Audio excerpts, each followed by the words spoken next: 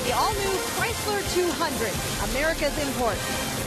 An impressive all-around performance allowed the Twins to win the opening game of this three-game set with the Royals. Tonight, they can win the series against the top team in the American League. The Royals have an 11-game lead in the Central Division, despite currently riding a 4-game losing streak, which is tied to their longest this year. Meanwhile, the Twins are still a game and a half back of Texas for that second wild card spot. Good evening and welcome inside Kauffman Stadium. I'm Jamie Hirsch. Tonight, Kyle Gibson will try to continue an impressive recent stretch by the Twins starters. They have been dominant over their last few starts, but Kyle Gibson is coming off his first quality start since August 11th and has settled down nicely these last two starts after he had 4 pretty rough ones earlier in August. You can see the numbers there. And his biggest problem, he tells me, has been too high a pitch count too early. He's been getting into far too many 3-ball counts, and he says he's just trying to be too fine. He's worked a lot this past week with the pitching coach to try to get deeper into the game. I've been doing some mechanical adjustments, moving a little bit on the rubber, and trying to allow myself to get out front a little bit more. And I think I'm getting a little bit more comfortable with it, and really just trying to allow my pitches to work a little bit better. I've been kind of getting myself in situations where I'm throwing pitches on the corners and they're running off and people are taking them. So trying to get myself in a situation where, you know, the pitches I'm throwing can stay on the plate a little bit longer. Kyle Gibson will have the benefit of the Eddie effect tonight. We'll tell you how Eduardo Escobar and Eddie Rosario have carried the Twins lately, both at the plate and in the field.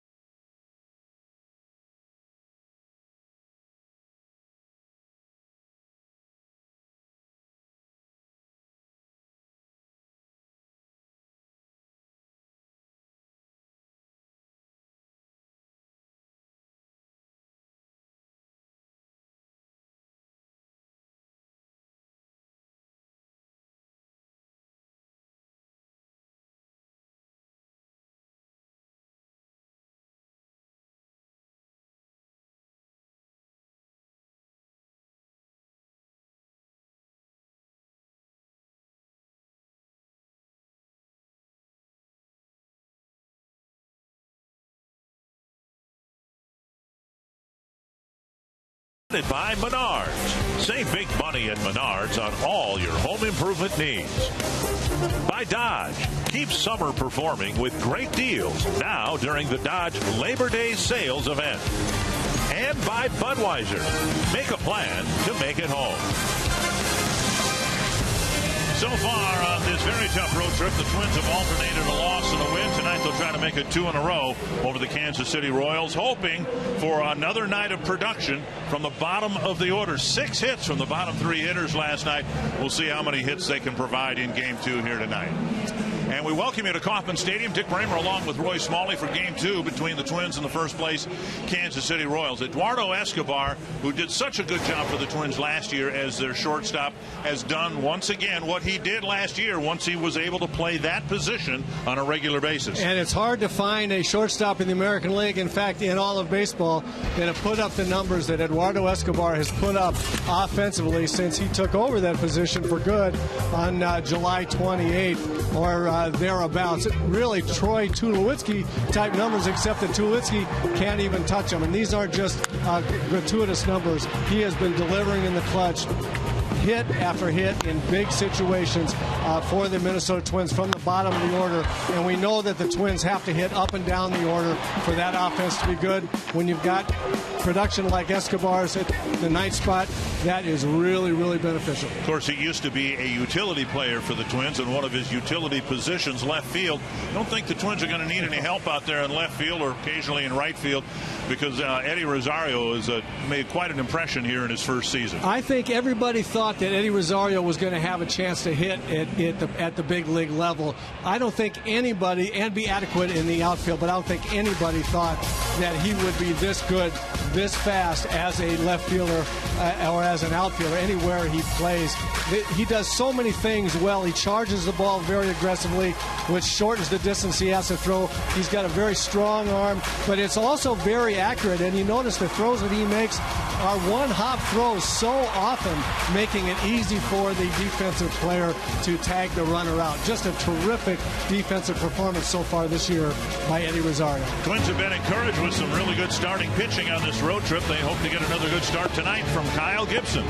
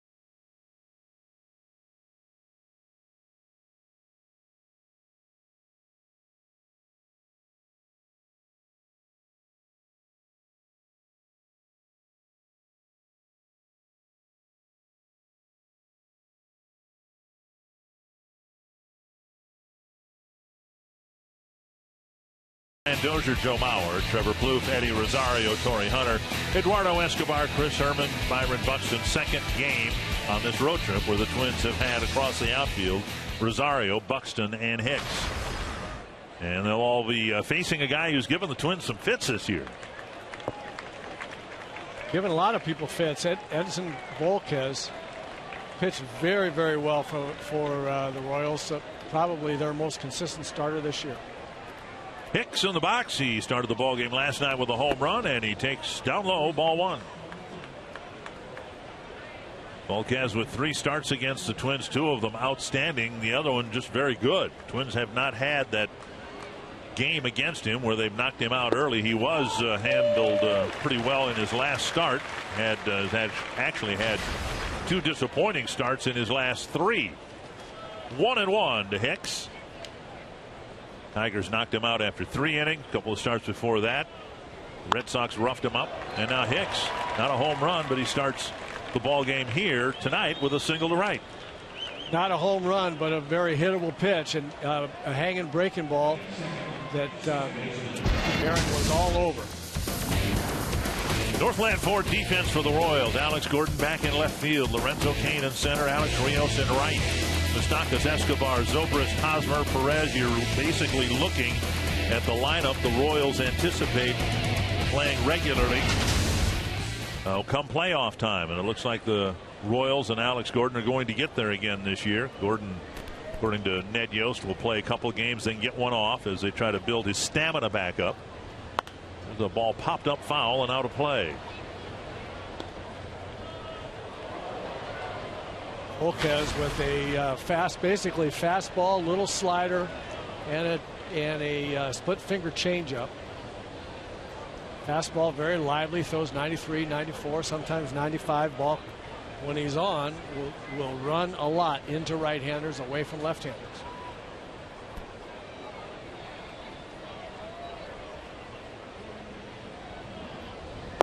And on the outside corner, 0-2. Good example of it there. Started off the plate, have it run back over the corner. Twins have been on a bit of a home run binge lately, but Volquez has only given up a dozen in 168 innings. 0-2 to Dozier. Dozier hit by the pitch. And Volquez looking down like he may have slipped. Where did it get him? Dozier just trotting to first. And Volquez gesturing as if to say, hey, it got away from me. I'm sorry. It was an 0-2 pitch. You can see where the target was. And it got Dozier on the bicep area, it looked like.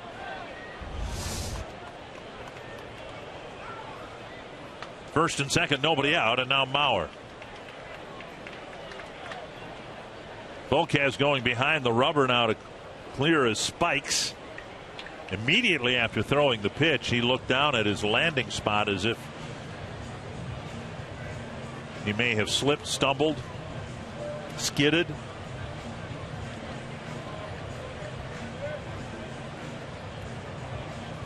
First and second, nobody out, and the Twins with a chance to score first here in the top of the first. Mauer at the plate.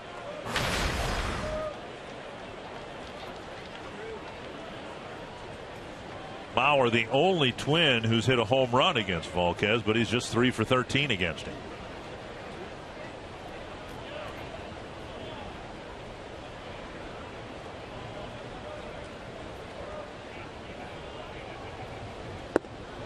Strike called, 0-1.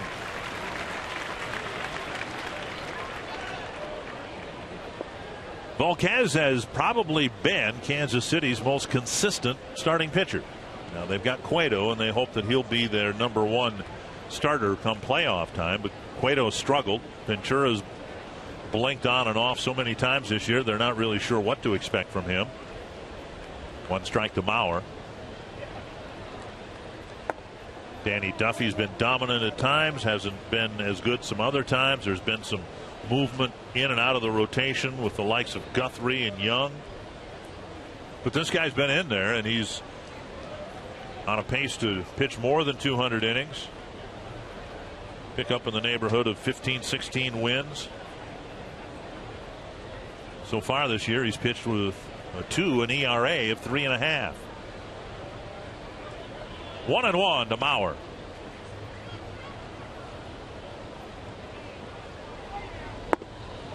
Taken low, 2-1.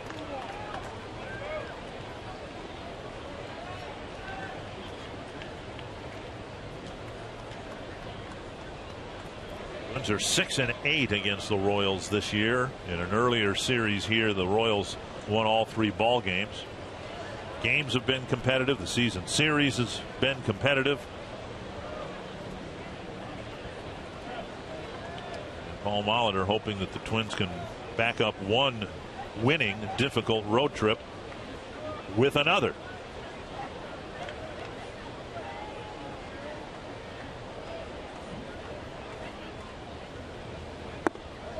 Three and one. Plouffe on deck.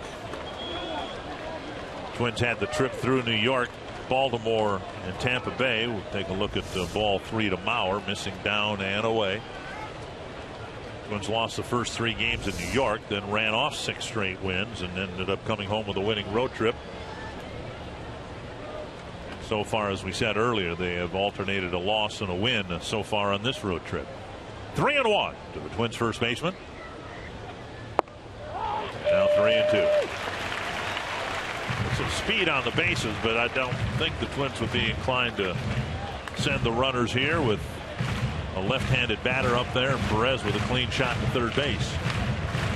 Yeah, I think Paul Molitor probably doesn't think Joe's going to strike out, but you're really, really reluctant when you have a guy a bit on the ropes here to run the runners with nobody out in the first inning, risk a line drive at an infielder someplace. That would be devastating.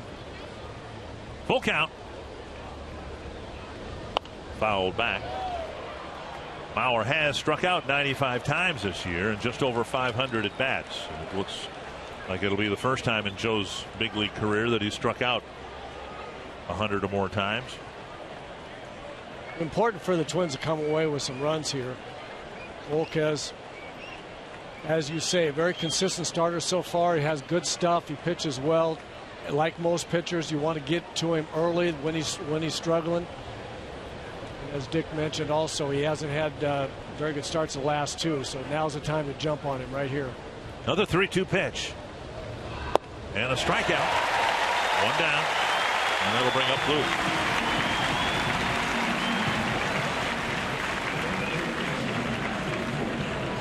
Teams have been able to score first and early against the Royals.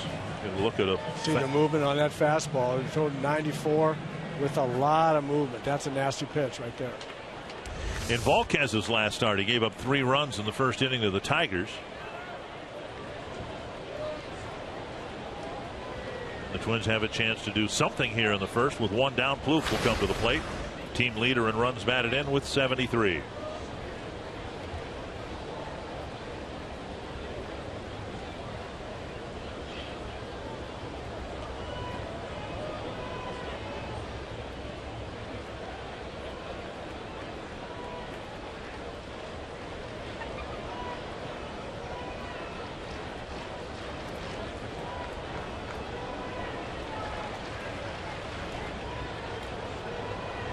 Breaking ball off the plate, ball 1. 15th pitch already for Volquez. Has done really well this year with men in scoring position. That's where the Twins are right now. Sub 200 batting average with runners in scoring position for Volquez. Trying to wriggle his way out of a first inning jam. And he might have just done it. Trevor Plouffe has just hit into his 25th ground ball double play. The Twins get a hit and a hit batter, but come up empty in the first.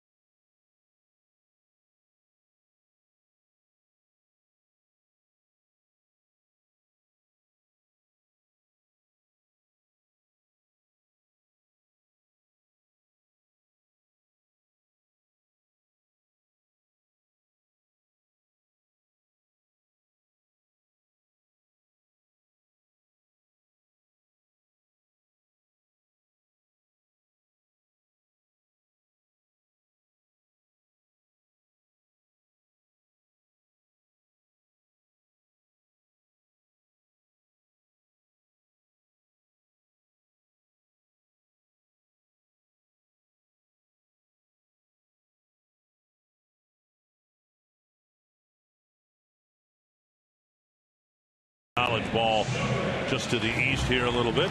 Ned Yost hoping his team can break its 4-game losing streak, tying its longest losing streak of the year. The Menard batting order for the Royals. Ben Zobrist back in the leadoff spot. Alex Gordon back in the lineup, batting second. Then Lorenzo Cain, Eric Hosmer, Kendrys Morales, Mike Moustakas, Salvador Perez, Alex Rios, and Alcides Escobar. And Kyle Gibson on the mound. He has, as Dick said, had very good success against the Kansas City Royals. If he's going to do that tonight, he's going to have to reverse the trend of losing command of his fastball. He's going to need to throw a lot of strikes with that power sinker. Zobrist, Gordon, and Cain facing Gibson. First pitch, left field, base hit. Twins got a leadoff single. Now the Royals have a leadoff single. Northland Ford defense for the Twins. Fun outfield to watch. We'll probably be seeing a lot of it in the time to come. Rosario, Buxton, and Hicks across the outfield. Plouffe at third, Escobar, Dozier up the middle, Mauer at first. Chris Herman doing the catching. Kurt Suzuki hasn't had much success against Volquez, so Herman gets the start behind the plate. A lot of coverage out there in left with Rosario, Hicks in right, Buxton in center, and all of them have superior throwing arm. Here's Alex Gordon. And second pitch, hammered to right. Zobrist to third base, and Gibson's 2 pitches into his outing, and he's given up 2 singles. Well, we talk about pounding the strike zone with strikes, but his fastball needs to be a sinker. It needs to be down in the zone. You look at this pitch over the heart of the plate, same pitch, same place that Zobrist got his, and the Royals are not going to mess around waiting for to see a lot of pitches. They know that he's got a big power sinker when it's on, and if they get a ball up above thigh high, they're going to be swinging, no question. And now Cain. Volquez got a double play grounder to keep the Twins off the board. Gibson would love to get one here just to limit the damage to maybe 1 run.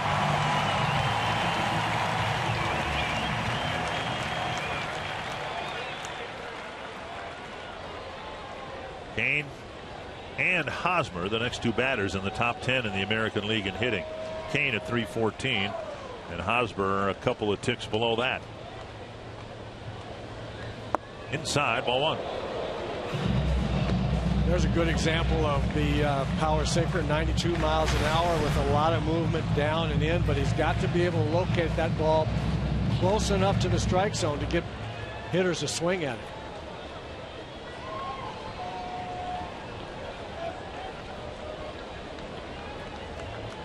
One and 0 to Cain. Sting inside, 2-0. That's one of the things that Kyle Gibson told our Jamie Hirsch, that he's missing an awful lot, that sinker into right-handers, and they're laying off of it, and that's what we're seeing here with Lorenzo Cain. Cain taking those pitches down and in, getting ahead 2-0. Now Gibson has to come in. 2-0. Lob to first. We've seen enough of Gibson to know he's pretty quick home, tough to steal on.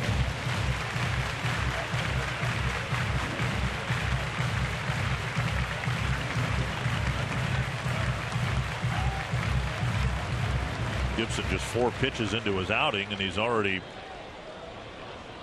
in a tough spot.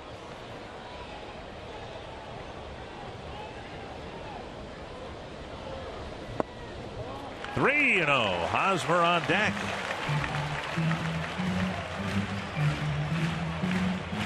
Cain just 3 for 17 against Gibson. Gibson really struggling here, trying to get his night started. We've gotten good starts in the last 3 from Malone, Duffy, and Santana.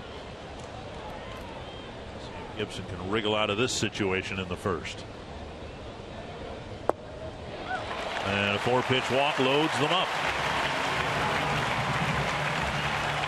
And Hosmer to the plate. Twins got their first 2 men on, didn't score. Now the Royals get their first 3 men on.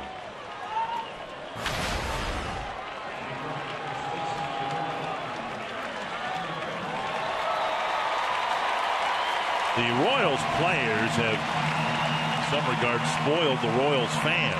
There's already unrest here in Kansas City because the team has lost 4 home games in a row. And so now the Royals, trying to talk their fans back from the ledge, have loaded the bases with nobody out in the first.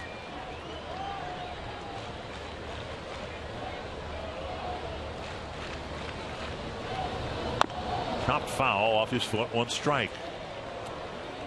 Gibson is a pitch to contact guy, and he's gotten a lot of ground ball double plays this year.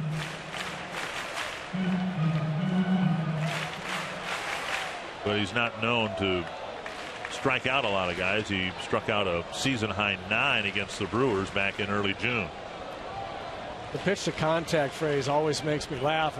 It's not so much pitching to contact as you are trying to pitch to bad contact. Right. What that means is you have to have movement on your fastball. If you're not going to strike guys out, you have to have movement, and it has to be down in the strike zone. To right center field. It'll be chased by Hicks, and he won't get there. High off the wall. Zobrist, Gordon, and Kane coming home, and it's 3-0.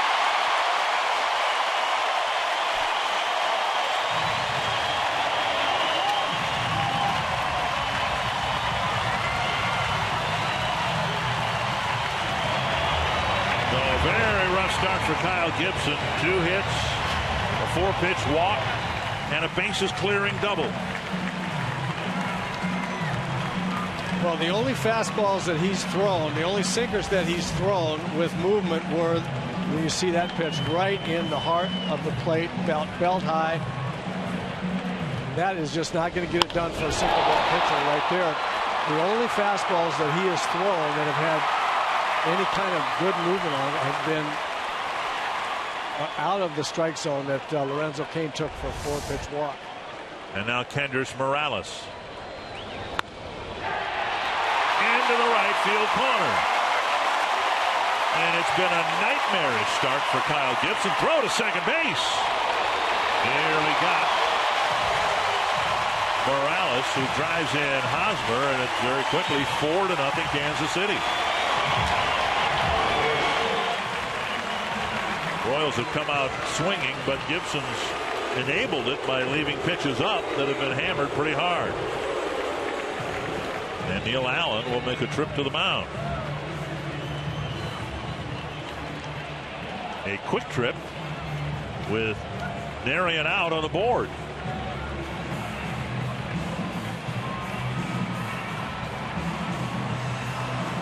Neil doesn't look like this is a pat on the back trip right here. He's pretty demonstrative, about as demonstrative as I've seen him out there. And it started before he ever got on the dirt. You can see him right here. There's no uncertain terms here.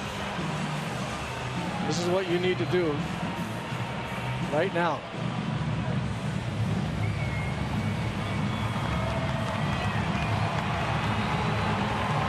Molitor addressing something with Neil Allen, who's going straight to the phone. Like the Twins are going to get somebody warmed up in the bullpen here. Nobody out, 4-0. And Gibson's only thrown 9 pitches. Here's Moustakas. And he attacks on the first pitch and fouls it back. 1 strike.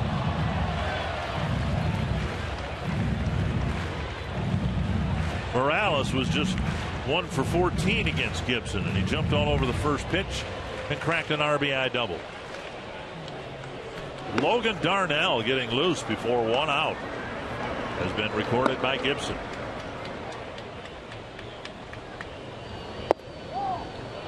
One and one.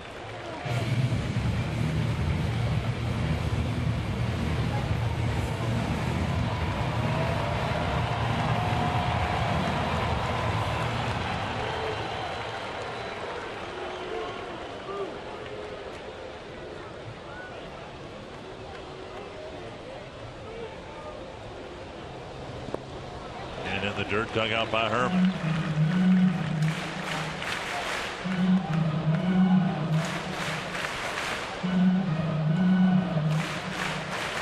Gibson in his last start. Quality start against the White Sox. Start before that, no runs in 5 2/3 innings. Start before that, 2 runs in 5 2/3 innings. We're hoping he was going to be able to build off of those 3 starts and go deep into the ball game here tonight. 2-1, and now 3-1. Paul Molitor said of Gibson he was looking to see some lopsided strike to ball percentages today, and so 13 pitches into Gibson's outing, he's only thrown 6 strikes, and 4 of them have been whistled into the outfield for hits, and now a walk. Second 4-pitch walk. First and second, nobody out.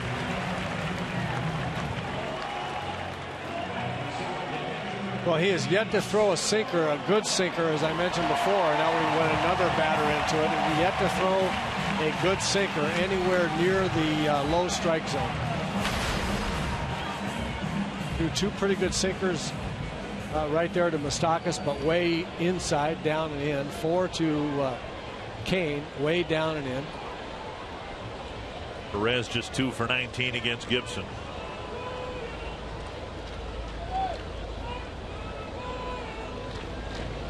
And a first pitch strike.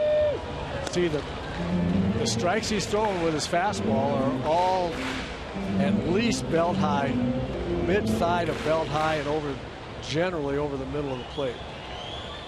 Seemingly straight as a string without much sink. That's what happens when you get up to that level. A breaking ball gets a swing and a miss.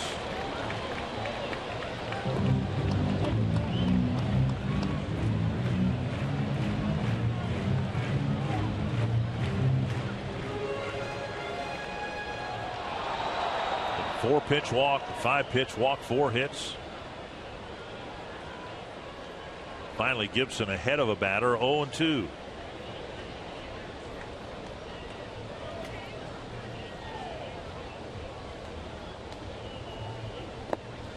Herman has to slide to his right, dig a ball out of the left-handed batter's box.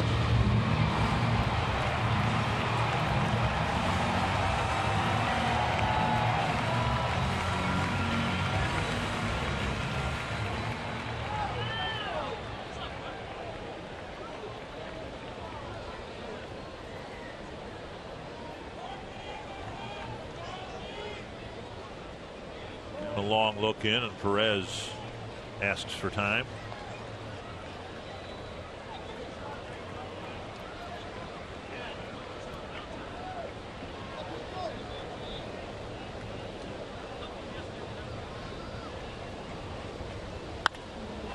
Lifted down the right field line, foul. 9 strikes, 9 balls so far for Gibson, but still nobody out in the first.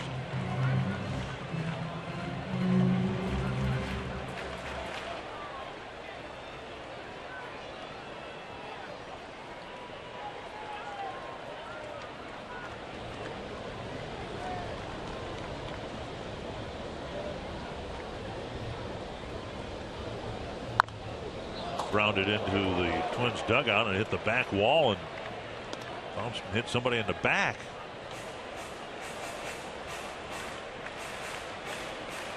Been a bad night already for the visiting team. The Butch Davis got hit in the back with a carom.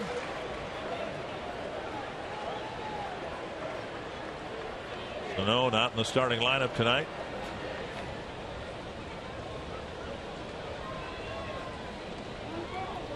20th pitch of the inning.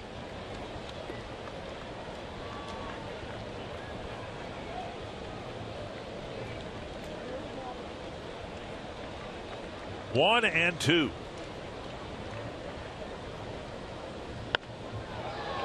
Came inside. Perez lifted it foul. Good example here of one of the issues that Kyle Gibson has had, especially this second half of the season. Very, very difficult time putting hitters away once he gets to 2 strikes, if and when he does get to 2 strikes. Hasn't been able to get the ground ball that he needs, hasn't been able to entice hitters to chase the slider or the changeup. They foul the ball off or somehow spoil it. And now 2-2. We see a lot of this pitch count going higher and higher. Even after he gets to 2 strikes, he, generally speaking, can't get an out before he gets back to 2-2 or 3-2.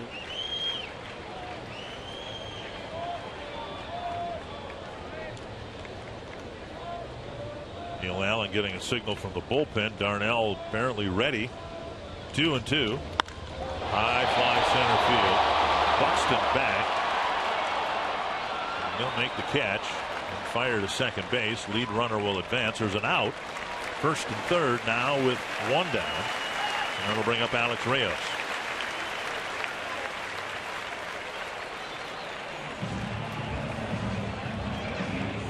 Rios has had 300 at-bats. This will be his first at-bat since dealing with a bout of chickenpox.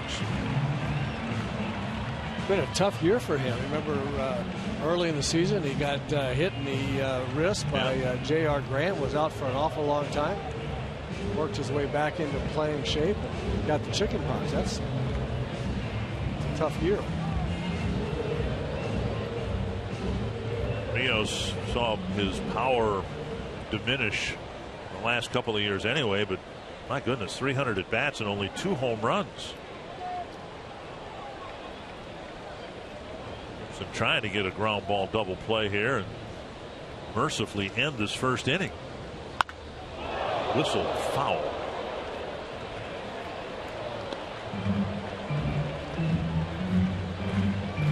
Rios hit as many as 25 home runs. As recently as 2012. 492 at bats. Had just 4 home runs last year for Texas.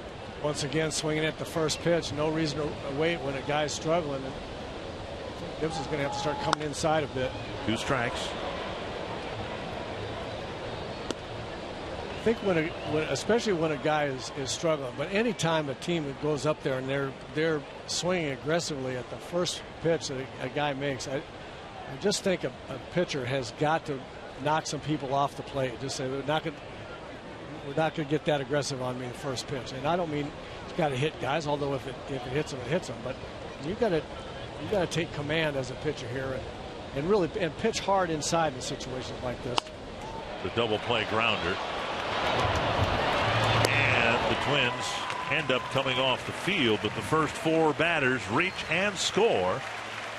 And the Royals jump out 4-0.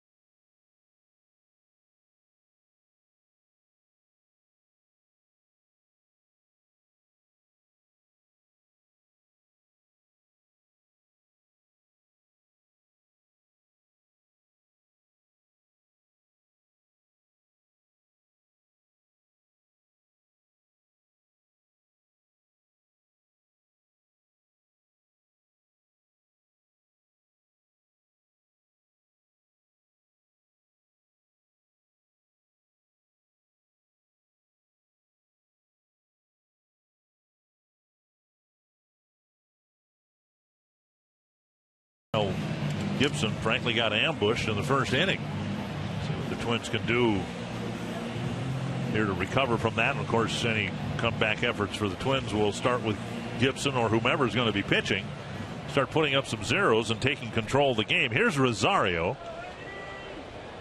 in the second inning. Down and in, ball one.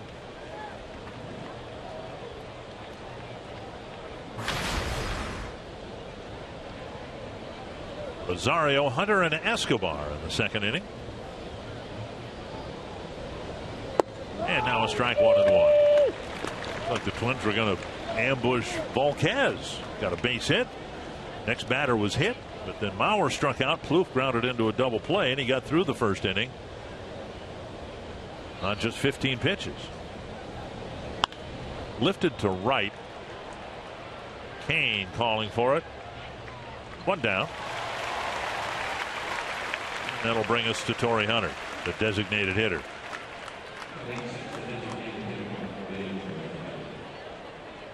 Torrey moving up to 6th in the batting order. He's picked up 5 hits in the last 2 games.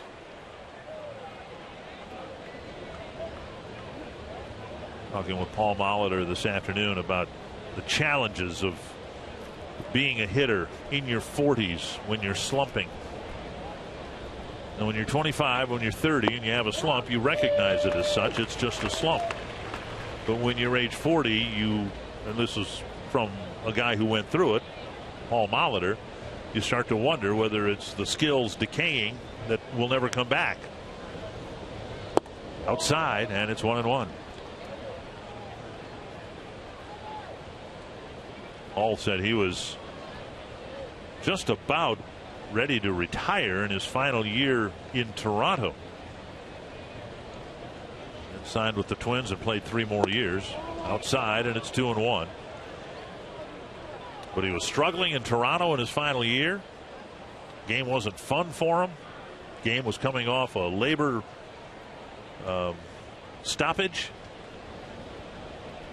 And he said Paul Beeston, who was then I believe the general manager with the Blue Jays, encouraged him to stick it out, keep going, and then Paul was able to have some very good years in a Twins uniform. Well, what happens when you get to be 35-ish and of course older than that is just exactly what you say. You go through a slump and you wonder if and the slump's the same thing you do when you're 25. About not getting to the ball, your mechanics are messed up and you're late. And when you're 35 or older, you start worrying about whether it's not mechanics. You're just not as quick as you used to be. High ball to center, playable for Kane, or so it appears. That ball drifting out to the warning track. 2 down, and before Eduardo Escobar comes to the plate, let's go to Jamie Hirsch. Well, guys, Eduardo Escobar has been red hot at the plate lately, and it's interesting to think back to around the All-Star break and the trade deadline, and there was plenty of chatter about whether the Twins should bring in a shortstop to try to really start some production at the plate. Well, instead it turns out that no shortstop has been as productive as the guy already here lately. Escobar has really turned it on since the deadline, and Tom Verdansky says it's a product of 2 things. He says he used to move the barrel of his bat far too much, and he's really worked hard to get that under control, and then 2, he doesn't feel the pressure of needing to hit his way into staying in the lineup, and he thinks both of those things have contributed to a very successful month and a half or so now for Escobar. Thank you, Jamie. He's been very, very good, and I don't know that the Twins have a hitter who has more consistently put the barrel of the bat on the ball. Doubles, home runs, singles. Now he did get a pop fly base hit that drove in a couple of runs late in the ball game last night, but generally he's squared the ball up awfully well. 2-0. And now a strike. See where the target is that Salvador Perez had. It was up in the strike zone. Most guys, you're not going to see targets up there, but Escobar is a very, very good low fastball hitter. Going away from him here. The fly ball to center. And Kane will get 3 putouts here, it looks like. A 1-2-3 second and a 4-0 Kansas City lead.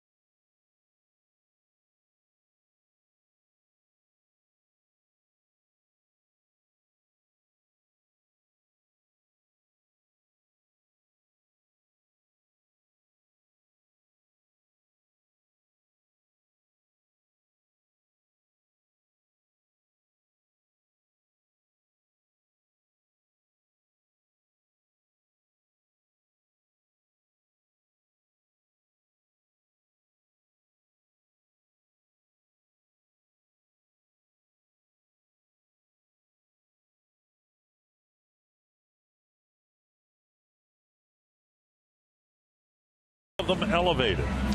When a sinker ball pitches up here, the ball flattens out, and guys can really tee off. Here, the first pitch to Zobrist up in the zone. First pitch to Gordon, the next hitter, up in the zone with no movement. This one right here to Hosmer, bell high down the middle, and he hit the ball to the wall.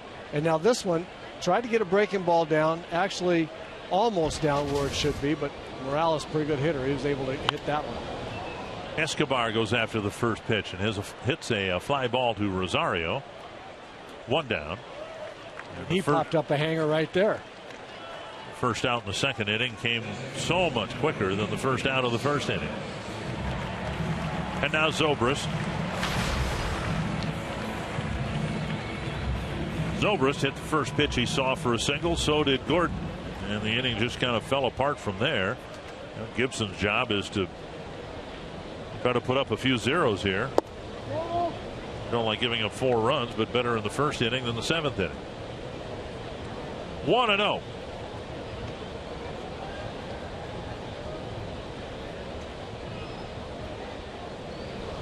And now a strike.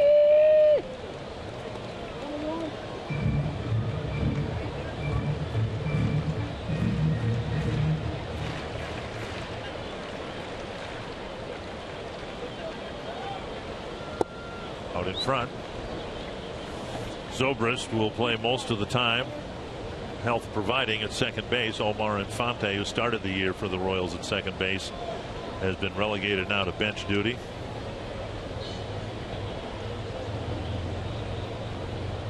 One and two. Did he go? Strike 3. Third base umpire Pat Holberg said he went, and Zobrist is a strikeout victim. And now Gibson's retired 4 batters in a row. 2 good pitches in a row. He threw a changeup to get the second strike, and then a back foot slider. I don't think he went. Very close. That's about as close you're going to get. That call is going to can go either way. 2 down, and now Gordon pulled a single to right and scored in the first inning. Inside, ball 1.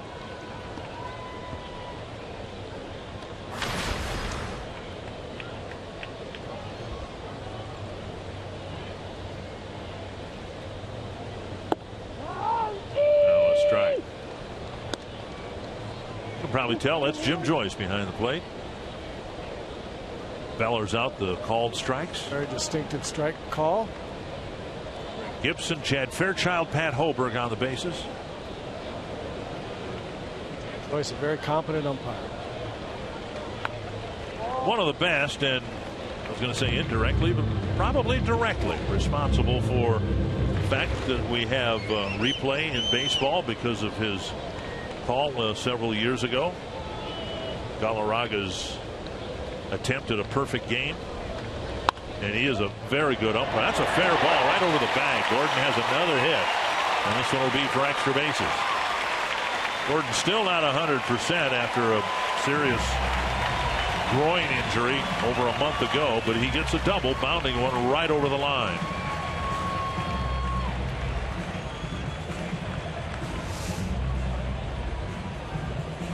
Well, again, I mean, it's right in the heart of the zone, and you're just not going to get an awful lot of hitters out like that. Gibson has got to be able to find the release point on his sinker and his changeup where he's down consistently. Well, what this discussion is about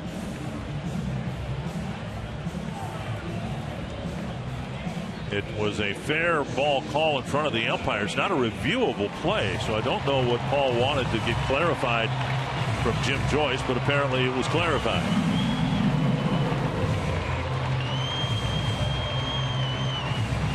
A 2-out double for Gordon.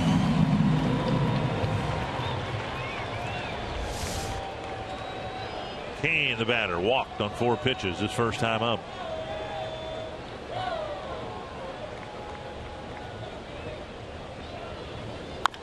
Chopped foul, 1 strike. Mentioned earlier that this when you were we were showing the Menards batting order that this is the lineup that Ned Yost wants to feature out there the rest of the season if he can, and certainly into the postseason.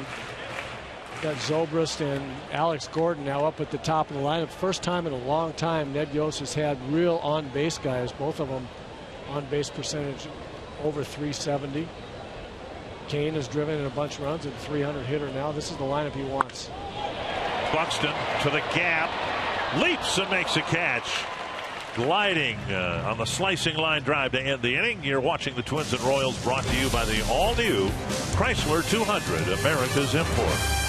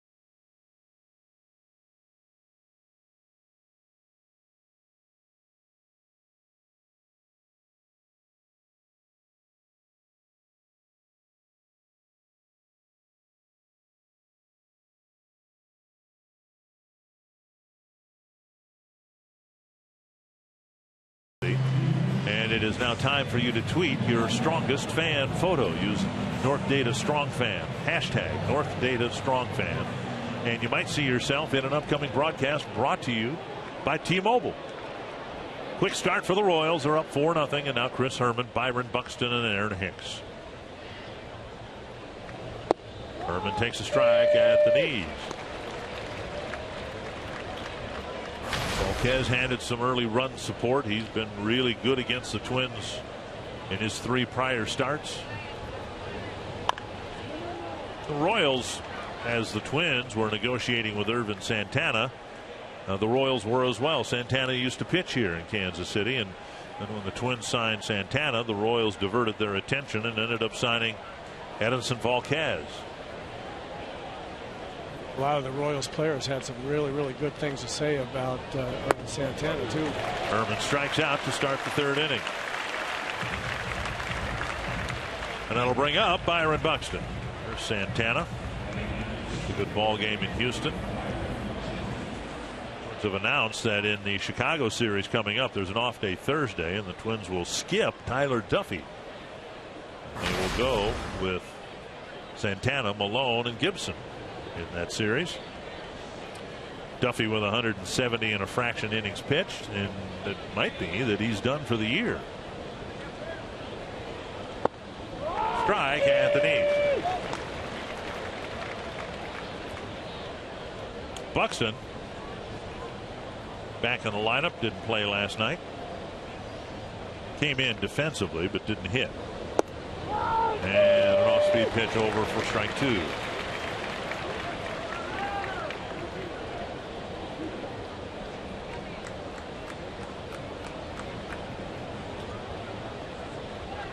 Oh, 0-2 to the Twins center fielder. That's over the third base bag, knocked down by Moustakas. And with Buxton, you can't bobble the ball at all. It'll be an infield hit. I don't think he throws him out if he catches it cleanly. The importance for Buxton to simply put the ball in play on the ground. A lot of hits will result like this. He just chews up so much ground. I mean, it's amazing how fast he's able to scissor those long strides. He's as fast, or if not faster than anybody that in my memory on the field. See what Hicks can do. He singled to right his last time up. Swing and a miss on a breaking ball down and in. 1 strike. Yeah, there's that changeup. It's an effective pitch to left-handed hitters. He's got a fastball that runs hard away, and a real good arm action on the changeup. Similar arm speed on the changeup, and it's tough to decipher the two.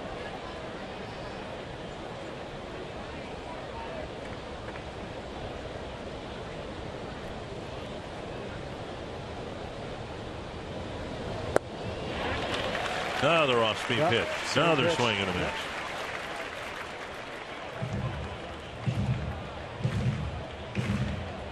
Has it retired 6 men in a row. Buxton's hit the second. Twins hit. They've both been singles.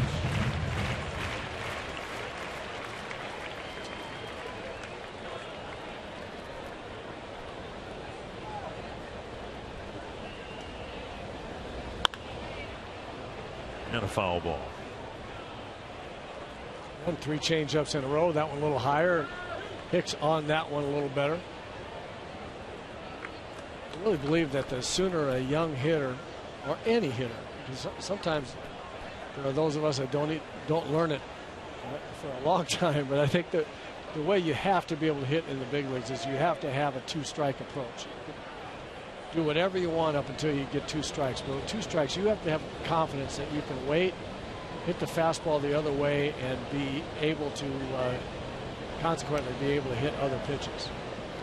If your approach is to hit fastballs, that's fine. But once you get to 2 strikes, if you're still on fastball speed, you're going to be vulnerable to a lot of other stuff that big league pitchers can throw to get you out. 0-2 to Hicks. Another one pulled foul.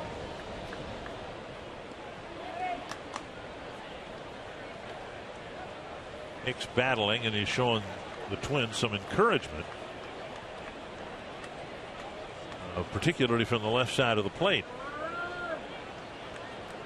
Yeah, different guy this time around this year than what we've seen the previous 2 years. He's hitting up a storm right-handed, and left-handed he has competitive at bats just about every time he goes up there. Still not where he wants to be left-handed, but he's having competitive at bats. Buxton goes. Safe, the head first slide. We saw Buxton in his first tenure with the big league club sliding like that late into second base. That's how he sprained his thumb, and now we've seen a much better approach to his head first sliding. Volquez pretty quick to the plate. Buxton not a particularly great jump, but he made it up for it with speed. You can see him get his hand in there first before Escobar gets the tag on him. Perez, a very good thrower, made a good throw. Buxton just kind of outran that one. Buxton looking over at the outfield to see where they're at. 1-2 now to Hicks. See where everybody is.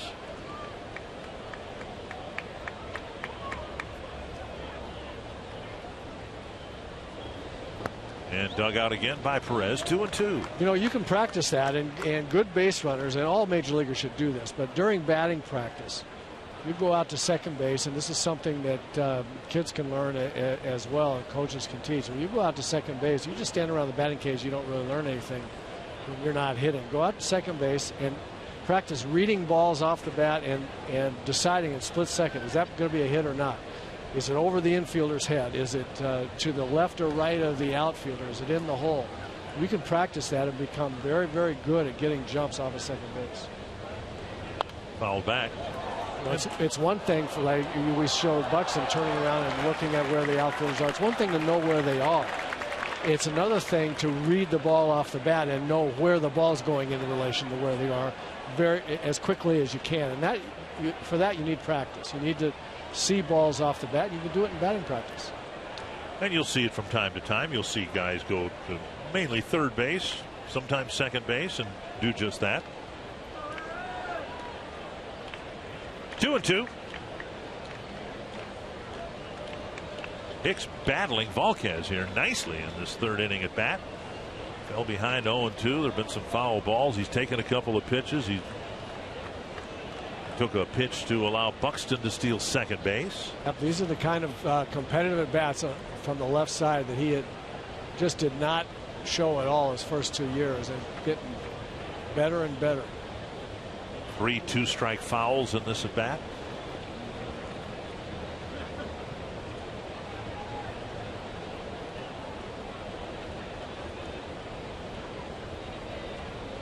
Hit to the outfield. Will almost certainly score Buxton. Hit to the infield. And another foul ball. Well, regardless of what the outcome of this at bat is, Hicks will get a pat on the back from Tom Bernansky for battling Volquez. Back to Bernansky with a bit of a grin.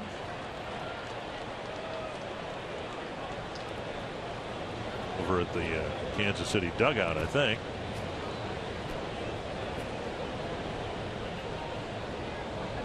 Another 2-2 from Volquez. Popped up. Moustakas retreats.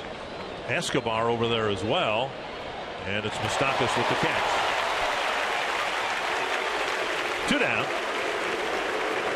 And that'll bring up Dozier. Twins take on the Tigers September 14th through the 16th at Target Field. Tuesday features the U.S. Bank Value Pack. You can purchase a U.S. Bank Home Run Porch View ticket and receive a free Schweigert hot dog and Pepsi. Wednesday is Student Day, presented by Rasmussen College. Standing room tickets, just $5 for students. And that includes a free ride on Metro Transit. Call 800-33-TWINS. Visit twinsbaseball.com. Get your tickets today. 2 down, and now Dozier hit by a pitch on the left arm. First time up.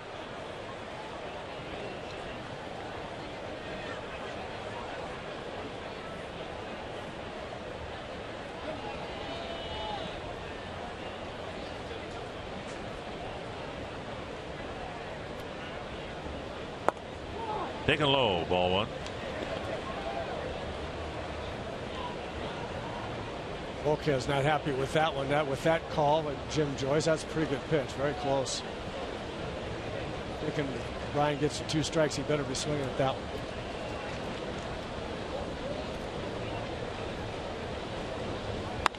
one. And toward the hole, and a base hit. Buxton around third. He's coming in. And Gordon's throw to the plate not in time, and a mistake by Gordon, because now Dozier goes to second base.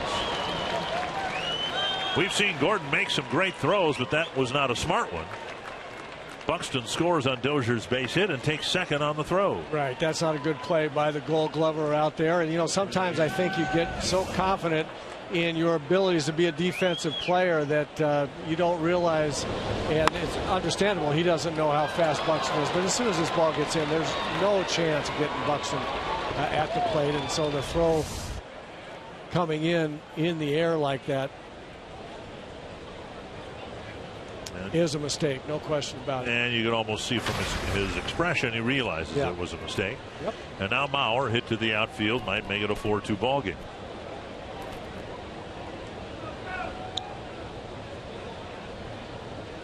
Buxton's speed in evidence here in the third inning. An infield hit, a stolen base, and then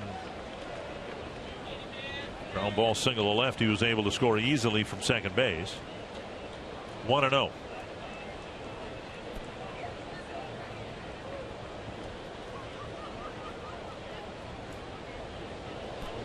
And a ball hit to the gap in right center field. Dozier will score. Bauer to second.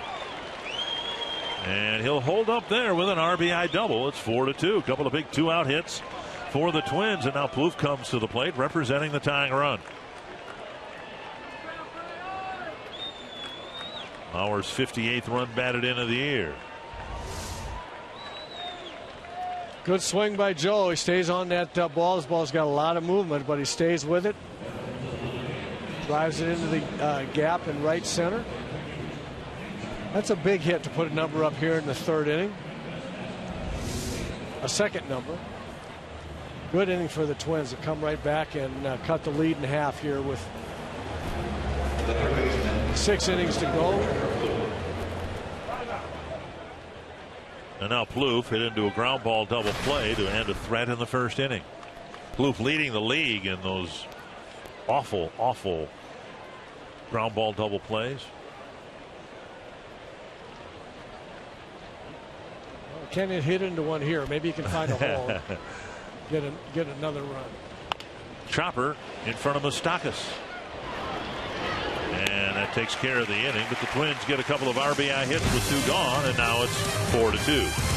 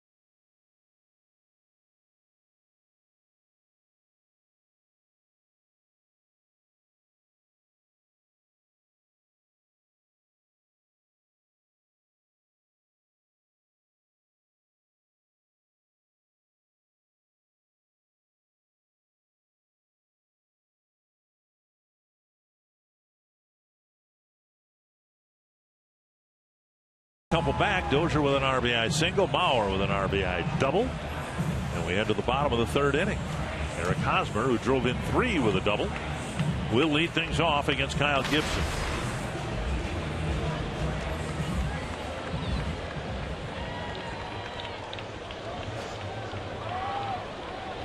Hosmer, Morales, and Moustakas facing Gibson.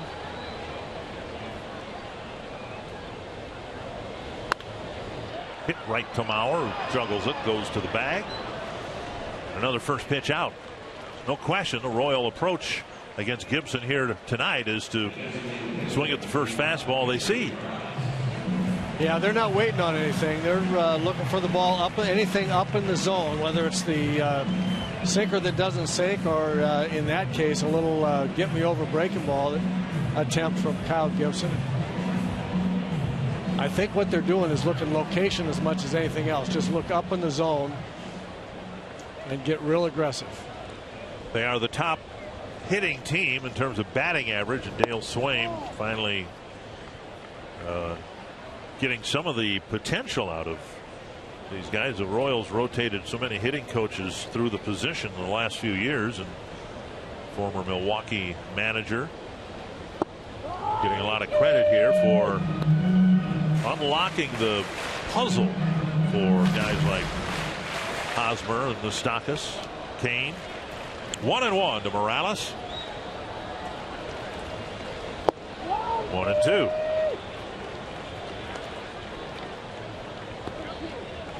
Morales with an RBI double in the first inning. First 6 batters reached. Here you see the team leaders in batting average. The Royals a point ahead of the Tigers.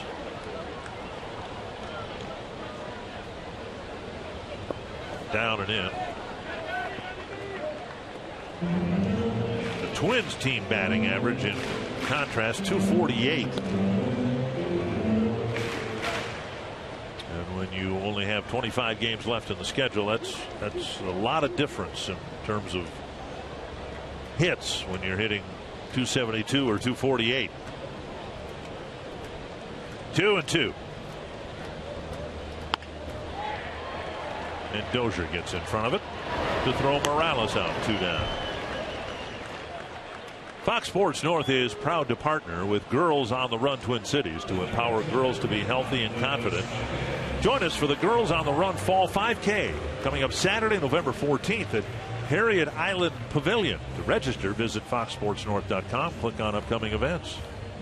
You know, you mentioned the batting averages of the team and the two teams, and the Twins hitting in the 240s as a team. And what that equates to is, you know, a lot of 1-for-4s, right? I mean, that's 1-for-4 is a 250 batting average. And if you're hitting at a 1-for-4 clip, it's absolutely necessary that the hits come all together, and you string hits together in the same inning. That's why it's so important, as we've mentioned, for all the Twins lineup, everybody in the lineup, to be swinging the bat up and down the line. A little pop-up, and Herman has room, it appears, to make the catch. He ends the inning, and it's a quick bottom of the third as Gibson sets down the Royals 1-2-3.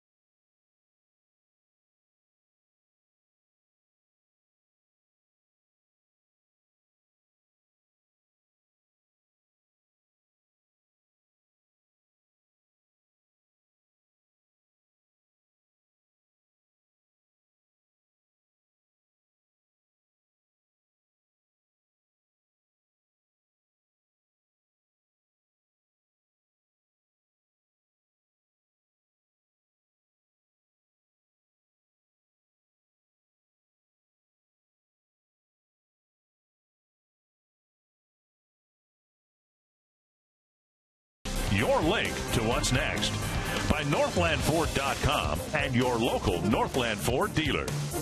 And by Grand Casino. The best stories start here. It's a pleasant enough night, but it got off to a nightmarish start for Kyle Gibson and the Twins. The Royals put 4 up right away. Now the Twins have cut the lead in half. We're only in the 4th inning. Strike 1 to Eddie Rosario. He'll be followed by Torrey Hunter and Eduardo Escobar. Rosario with a fly to center his first time up. 1-1.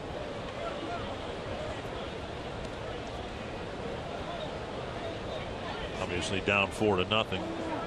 Imperative that the Twins score the next run. But now you've cut the lead in half, and if you can do that again here in the 4th or 5th inning, now it's game on, and anything can happen in the second half of the game. But again, it's all revolves around the starting pitcher putting zeros up. Yeah, these kind of games, the starter's got to go another 2 innings at least with the pitch count being where it is, and hopefully Free put zeros up on the board, and the Twins just peck away. There's plenty of time. Normally plenty of time. There's less time with this Royals ball club because of their late inning bullpen quality. That'll reach the seats. Still 2-2. I would say it's imperative that the Twins tie this game before we get to the seventh inning. We talked about that last night, how critical the 6th inning is, you know, with these games with Kansas City. Well, it's essentially a 6-inning ball game to get the lead before not let Kansas City have a lead. This one drilled to right, but it's going to hook foul. Rosario put the barrel to it, but hooked it. Still 2-2.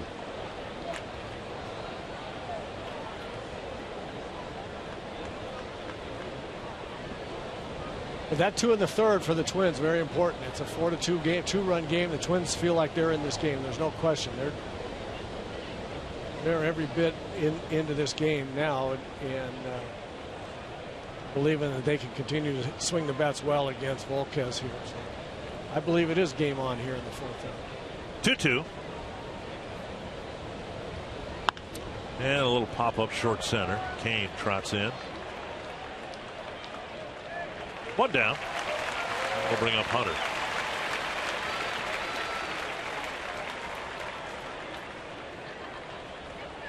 Sad news today in baseball. Former Astro pitcher and Cardinal pitcher Joaquin Andujar passed away today of complications from diabetes at the age of 62. That's too bad. That's too soon. Joaquin was a very good pitcher, had terrific stuff.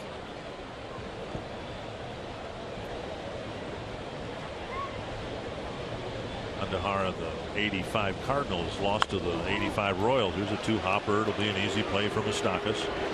2 down. And that'll bring up Escobar. Today's Cold Hard Fact brought to you by the Silver Bullet. Clean, crisp Coors Light. And the on-base percentage leaders since the middle of August. And look who's on there. You know, that reminds me of one of those kids' games when you say, "What's wrong with this picture?" Find the one that doesn't belong. But this young man, this little guy, absolutely belongs. The way he's been swinging the bat, he belongs up there. Just been really scalding in the baseball. 2 down. Escobar hit a fly ball to center. Off the plate, ball 1. You know, the thing that he's done, we talked earlier about Tom Brunansky working with him to quiet the barrel of the bat down in his approach. That's the thing he's done right there, although this didn't get it done. But hitting the balls that he's good at down there in the strike zone and laying off the other stuff. A 1-2-3 fourth. It's still 4-2.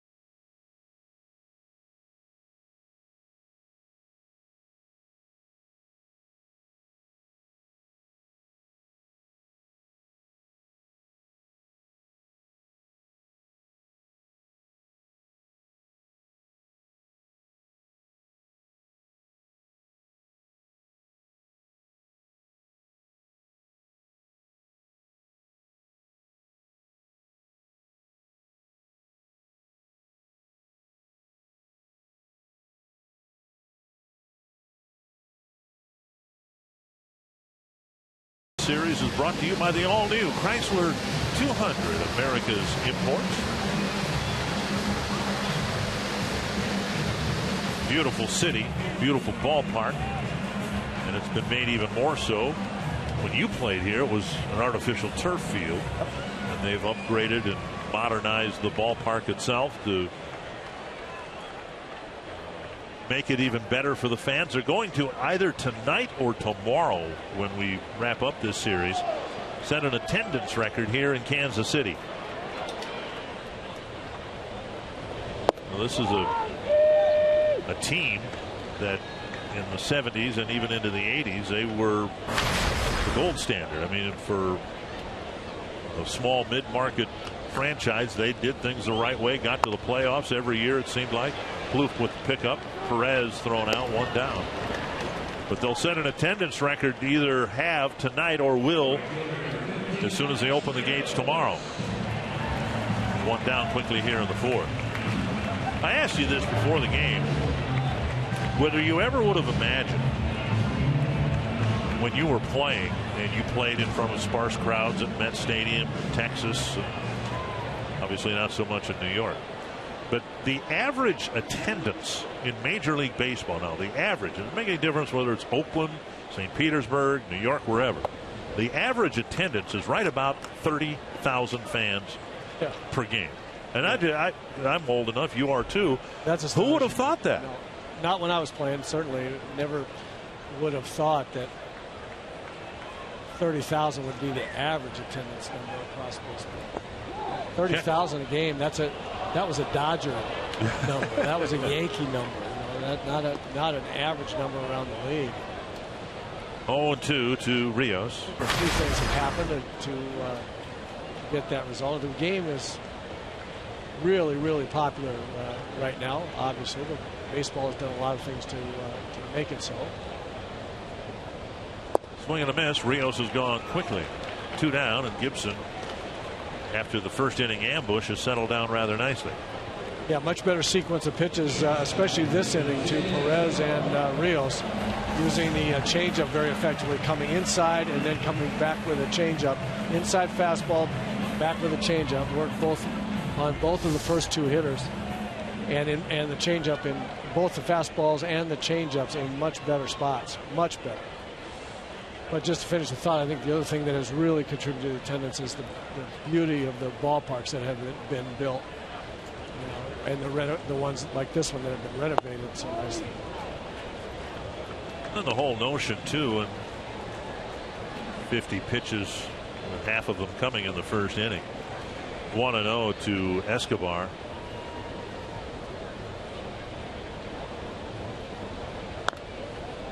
We did it in Minnesota in 2 ballpark stadiums. They did it in the old place here, I believe, but they were kind of on the cutting edge here when they made separate facilities for the football team and the baseball team.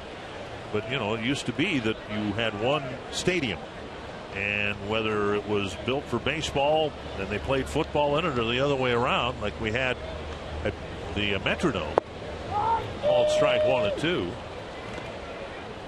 And of course, it never really made any sense, because the good sight lines for one necessarily meant you'd have bad sight lines for the other. Right. 1 and 2, but now that's not the way it is anymore. Swing and a miss. And Gibson has survived maybe the worst start of his career to rebound nicely and keep the Twins in this game.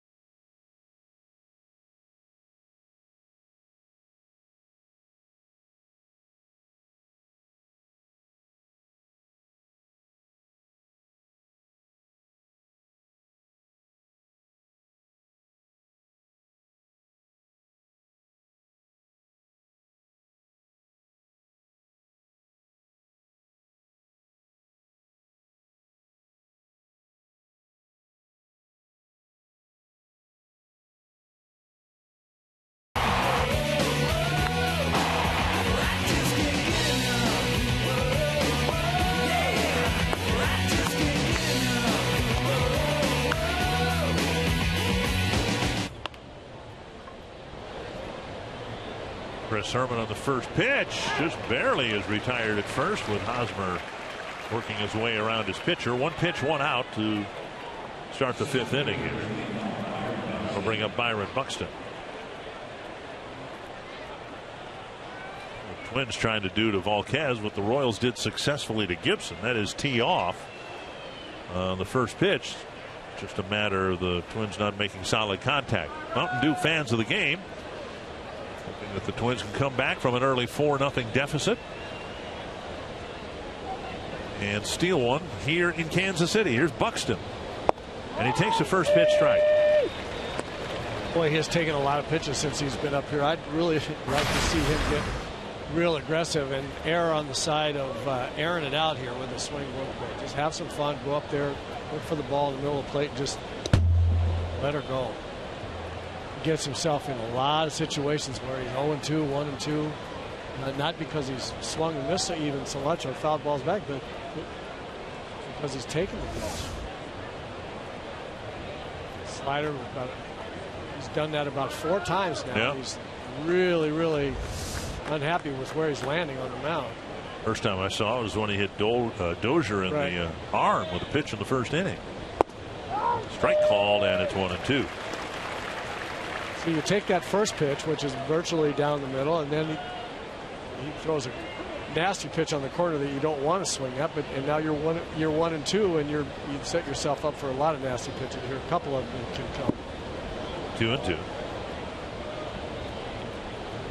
Buxton's walked 4 times, struck out 35 times.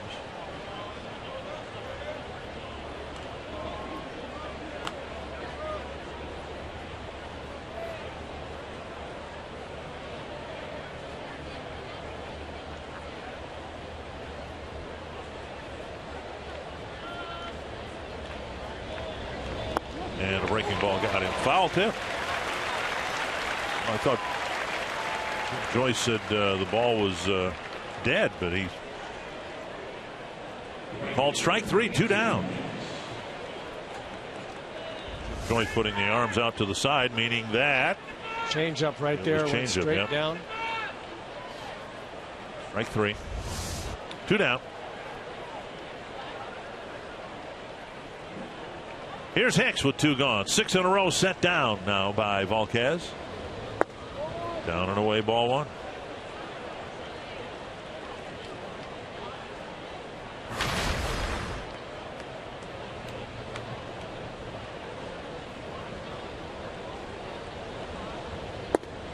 Now over the inside corner. Well, he's got his changeup going on right now. He really feels good about that. The movement and where he's locating the changeup. He's thrown Hicks about 6 or 7 of them in the last 2 at bats combined. And another one over for a strike.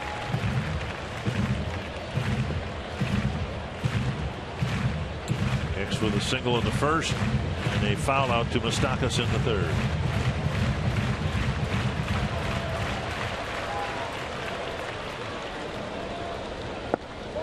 And now 2-2. This with a change up there, but seems like for every 3 pitches Hicks is going to see, 2 of them are going to be changeups. That's been the ratio here the last 2 at bats. Hicks hit a changeup for a home run in Houston the other day. Hit a changeup last night off of Ventura. Down the line, he's got another hit, pulling it into the corner. It'll be just a single with 2 gone. Finally got the change up, and Volquez threw enough of them. He finally got one up about thigh to mid thigh to belt high. Nice job of hitting right there by Aaron Hicks to stay with it. Change up, and it wasn't the good one. It kind of stayed in the middle of the plate and hung there. Actually, that looked like it had a little slider break. Didn't look like it. So I don't know what that was. That had change up speed, but had kind of breaking ball spin, a little hanger.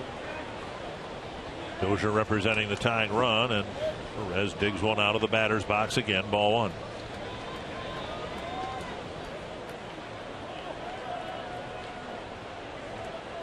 Scherzer hit by a pitch in the first, grounded an RBI single to left with 2 outs in the third. Then Mauer followed with an RBI double. And the Twins had cut the Kansas City lead in half.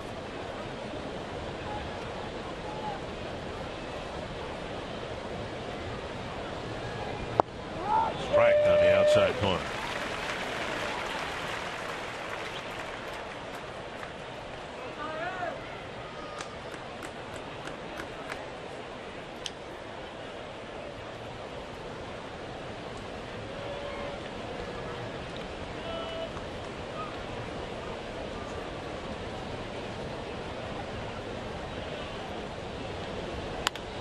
And a 3-hopper hit right to Moustakas.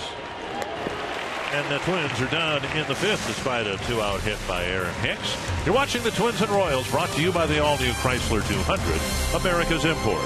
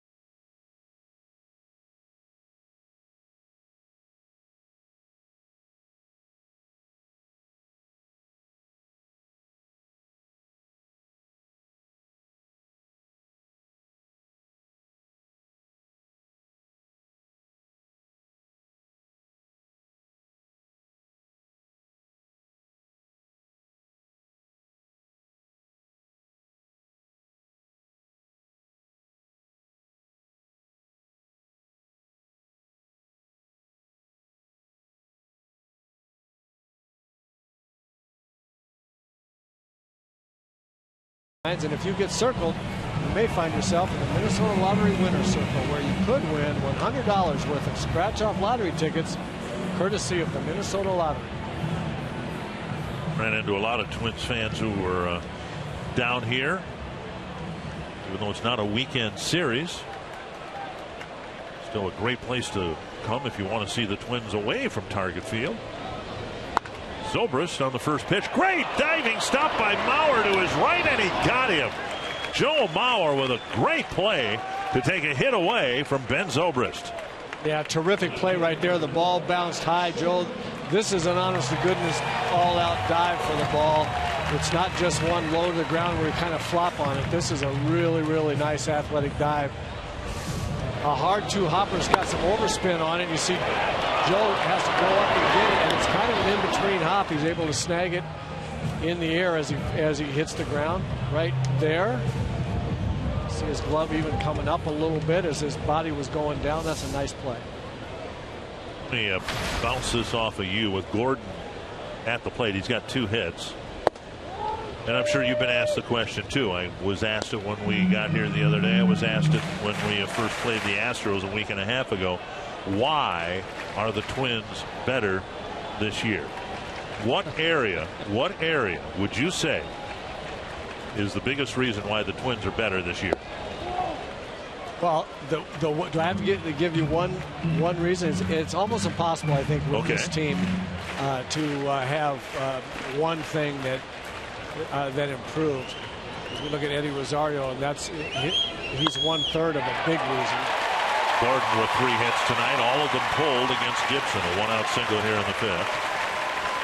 Are you interested in career opportunities in a sports-related field? The Minnesota Twins will be hosting their 11th annual sports internship and career fair September 24th from noon to 3 p.m. at Target Field. You can visit with over 20 sports-related organizations throughout the Midwest region. For more details, visit twinsbaseball.com/job opportunities, and to register, call 612-33-TWINS. Space is limited, so register today. Outfield defense, one huge improvement. I think they've played good overall defense everywhere else, infield and behind the plate. The starting pitching has been better, even though it's been a little bit inconsistent. It's been way better than it's been the last 4 years. Popped up, Bauer, and foul ground. Out number 2. Well, that would be my answer, and has been. I think defensively this is a much better team than anybody else. Any other team we've seen the last 4 years. Trevor Plouffe has stabilized his game at third. Terrific at third. Of course, Brian Dozier is a terrific defensive second baseman. So we've also seen good center field play. So they've been stronger up the middle. But starting pitching's been way better, I think, this year than we've seen in a long time. It's given the club a chance to win, and then they've been, even though their team batting average is not great, they've been pretty good all year long with men in scoring position, of being opportunistic when scoring opportunities present themselves. Kansas City is perceived as being the best defensive team in the game, and while I'm not going to argue otherwise, the Twins have committed fewer errors. They have a higher fielding percentage across the board than the Royals do. And a strike called, 1-1. I think defensively they've just cleaned it up so much, starting with the guys on the mound, giving the club a chance to win, and both infield and especially outfield defense been very solid. And when you do that, you have a chance to win, and the hitters have come through. They have guys swinging the bats well with runners on. Nice pickup by Herman. Plouffe's committed 9 errors at third. Moustakas, who's considered very good at third, is committed to 10. And I think the Royals would have the edge in terms of spectacular defensive play. Escobar is a highlight reel shortstop. Yes, he is. Alcides for the Escobar. Yes, yeah. yes. And Eduardo is more of a just steady, the ball's hit over there. If he catches it, it's an out, and there's nothing wrong with that. 2 down, Hosmer with a 2-1 count.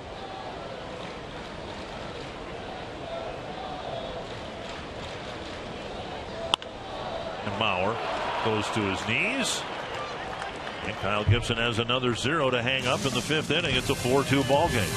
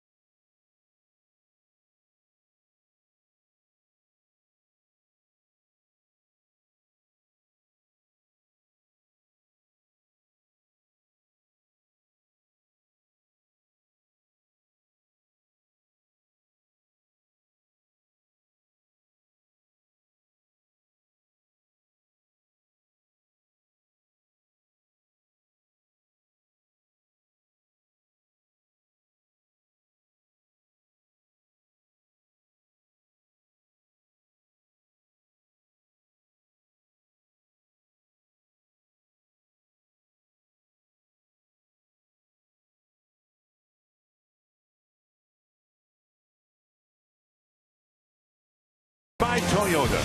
See where Toyota takes you. Test drive one at your Toyota dealer. Toyota, let's go places.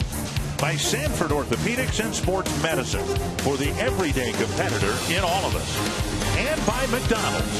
With $1.69 iced coffees and 69-cent vanilla cones, you can get Totes treats excited all summer long at McDonald's.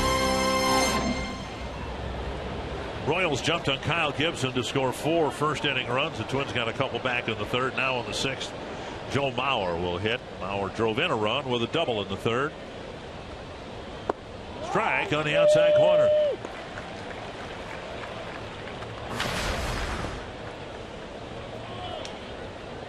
Joe typically hit awfully well against the Royals, and that's the case again this year.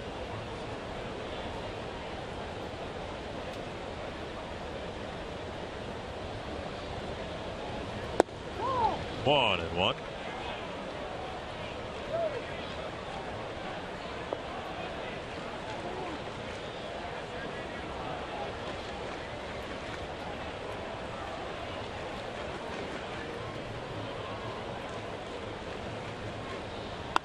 And up the middle, Mauer has his second hit. A line drive past the reach of Volquez, and now Plouffe comes to the plate representing the tying run. Carsoup.com trivia question. Which player has the most hits in the Royals versus the Royals in Twins history? Wait a minute. Seems to me we've had that question before. Doesn't mean we're going to get it right the second time either. Here's Plouffe.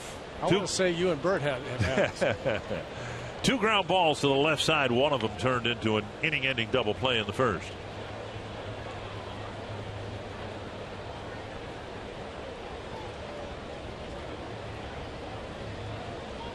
And Plouffe takes low, ball 1. Mentioned the Twins could use a big fly here, but Volquez has only given up 12 home runs this year.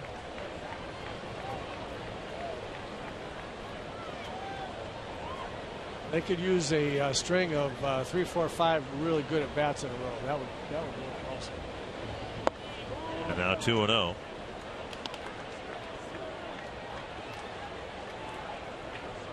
Plouffe with 18 home runs, and again leading the team with 73 runs batted in.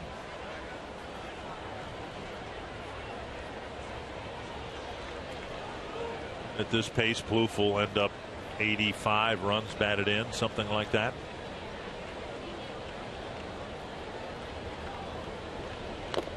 And a foul, and it's 2-1. Yeah, very solid year for Trevor. He's played very, very solid third base, driven in a lot of runs and a lot of big runs. Nothing Trevor can do about it, but he's developed as a reliable, good third baseman at a time when I don't know that the American League has ever been stronger at third base. There are some great, and in many cases young, third baseman. Josh Donaldson might be the league MVP this year for the Blue Jays.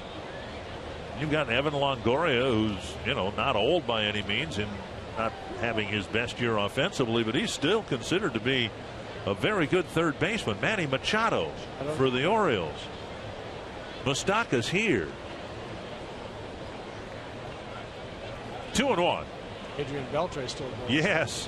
And Trevor got a pitch up, but he missed it.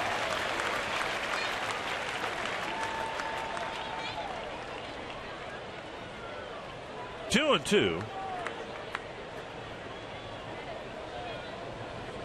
Plouffe and Moustakas used to play against each other in high school in the Los Angeles area. So they are very solid players right there. You bet. 2-2. Double play grounder again. 2 tonight. And 26 on the year for Plouffe. 2 down.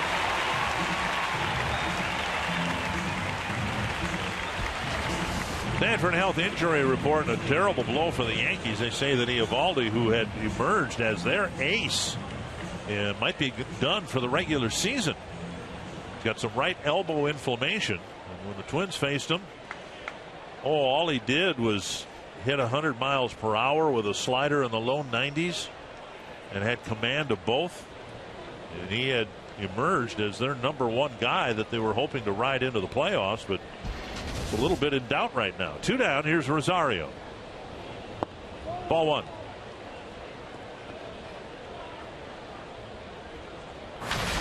Rosario with a couple of fly balls to center.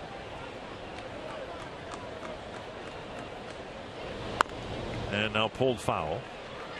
1-1.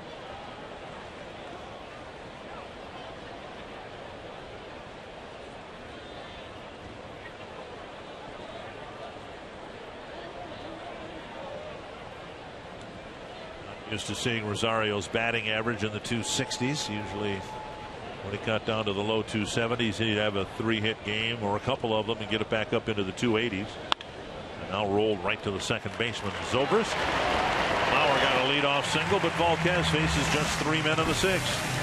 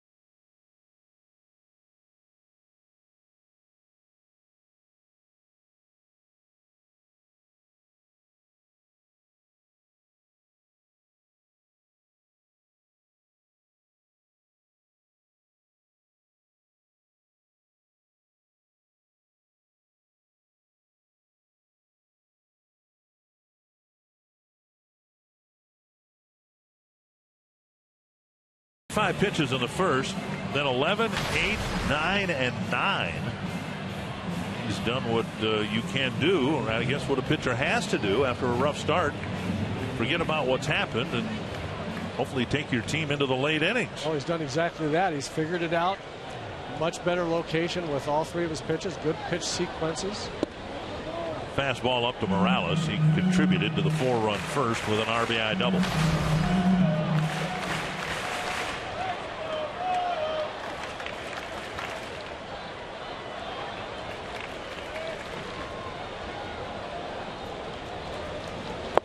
And now a strike. If you weren't with us at the start, first pitch Gibson threw was hit to left field for a base hit by Zobrist. Second pitch he threw was pulled to right for a single by Gordon. Then there was a 4-pitch walk to Kane. Hosmer with I think on the 3rd pitch of his at bat hit a 3-run double. He was 9 pitches into his outing and was already down 3-0. And then Morales teed off on what I believe was the first pitch he saw, hooking a double into the right field corner. So it was 4-0. I think 10 pitches into his game. All those pitches up in the strike zone. The Royals just looking for something up, not so much expecting it to be there, but just that he's hard to hit when he's down in the strike zone. So you approach as you look for something up in the zone and go to swing it. Neil Allen made a trip to the mound. The Twins had Logan Darnell warming up in the first inning before there was an out.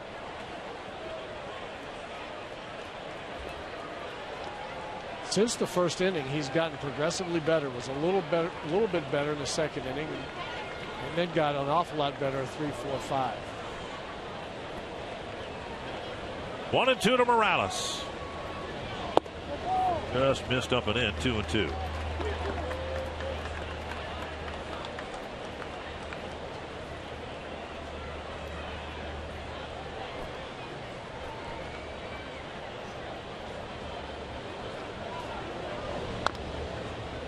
And fouled to the backstop.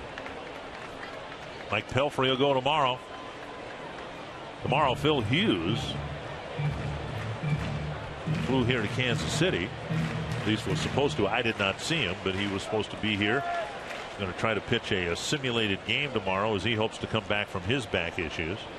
2-2. And another foul. Kyle Gibson throwing 2 changeups in a row there. His ability to throw that changeup down in the strike zone looks like has impressed the Royals hitters a little bit. That's one of the reasons why he's pitched better in innings 2 through 5.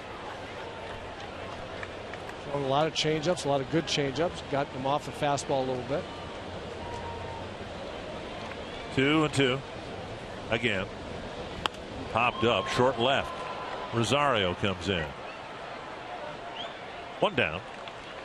And that'll bring us to Moustakas. Fox Sports Supports is proud to team up with Boys and Girls Clubs of America. Boys and Girls Clubs help young people reach their full potential as productive, caring, and responsible citizens through programs that promote character and leadership, education, healthy lifestyles, and more. For more information, visit foxsportssupports.com. Morales finally put away, and now Moustakas with 1 gone in the 6th. Twins facing their second significant road challenge. 10-game road trip on the last time away from Target Field. Now 9 games. A couple of first-place ball clubs on the road here. The Royals have a similar situation after this series concludes tomorrow. They've got 17 of their next 23 on the road.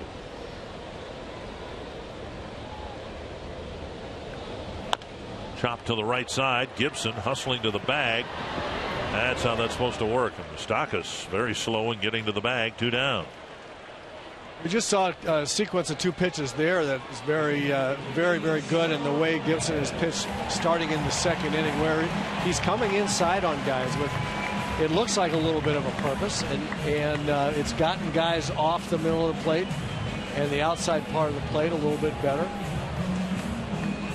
You know, a sinker ball pitcher has to do that. He doesn't live inside, but he's got to throw it inside enough to make his sinker that's in the middle to the outer part of the plate effective to get guys from leaning out over there. He's done that with by coming inside an awful lot better since the 1st inning. Perez chops it foul. We've seen an awful lot of those numbers around the plate. Fox Tracks presented by Dodge.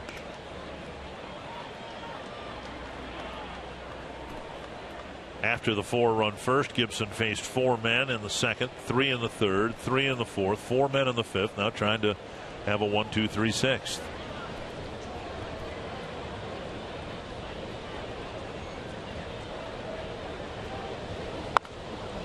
Hit a long way, but very foul.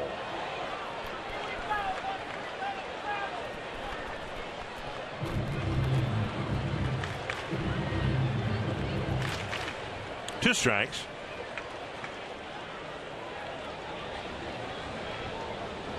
It has 3 strikeouts.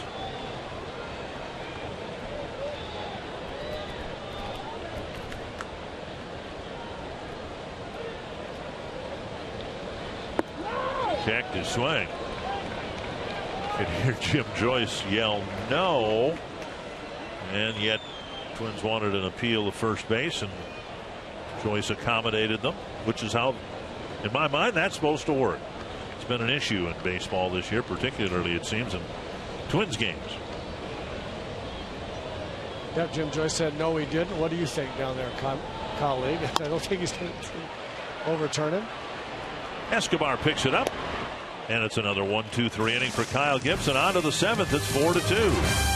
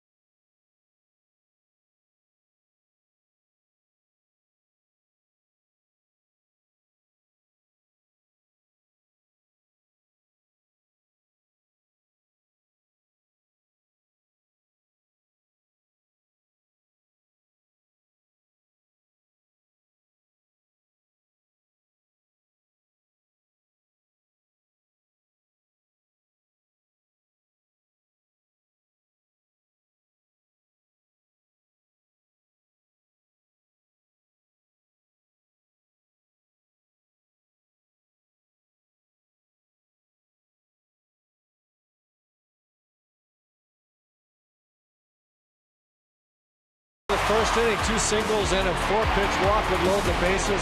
Eric Hosmer would clear the bases for a 3-run double. And then Kendrys Morales would bring in Hosmer. And in the 3rd inning, Brian Dozier would single in Byron Buxton, and Joe Mauer would hit a ringing double to right center to score Dozier. And that's where we stand as we go to the top of the 7th. It's 4-2 Royals. Torrey Hunter will lead things off against Volquez. And the first pitch over, a strike. Hunter, Escobar, and Herman. Hits are even at 6 apiece, but the Royals strung so many good plate appearances together in the first inning.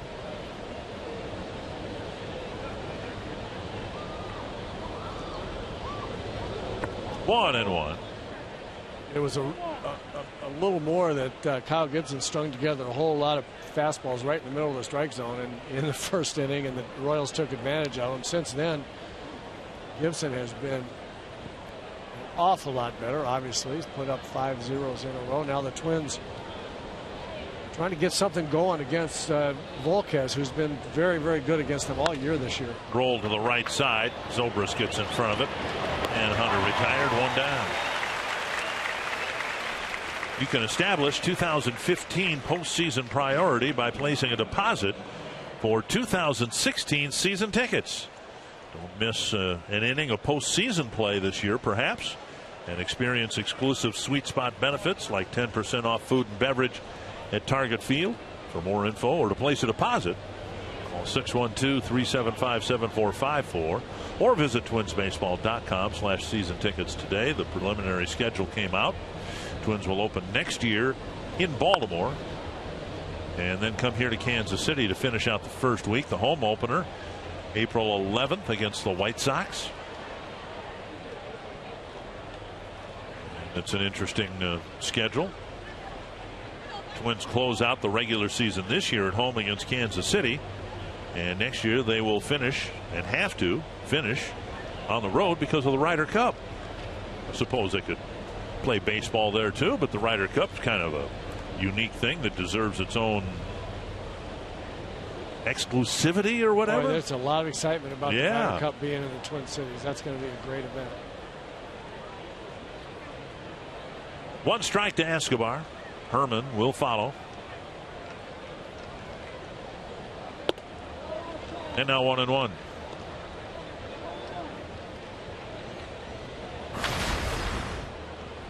Escobar 0 for 2, a fly to center and a ground ball to second.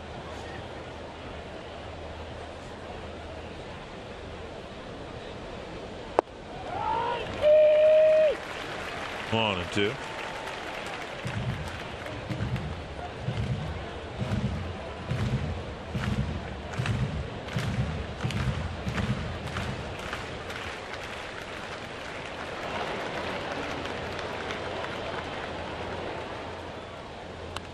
And Escobar tries to turn around a fastball.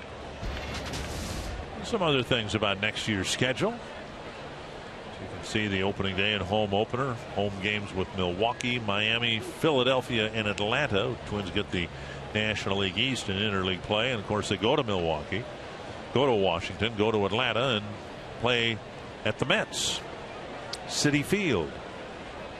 Against a really good pitching staff. Maybe minus Matt Harvey. Here's a drive to right center field. Hit toward the gap. But Kane is there.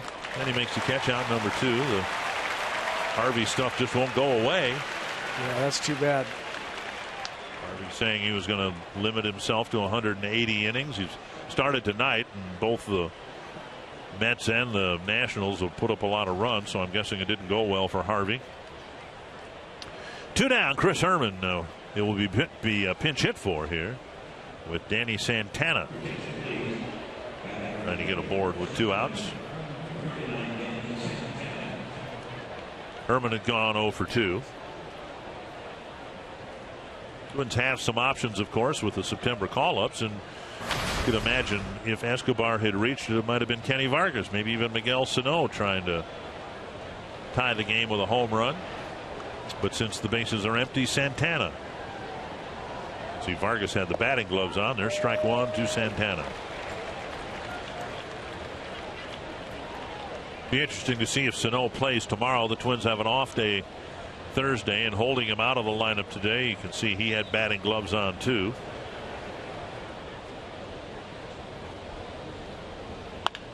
Chop to the right side. Zobrist is there.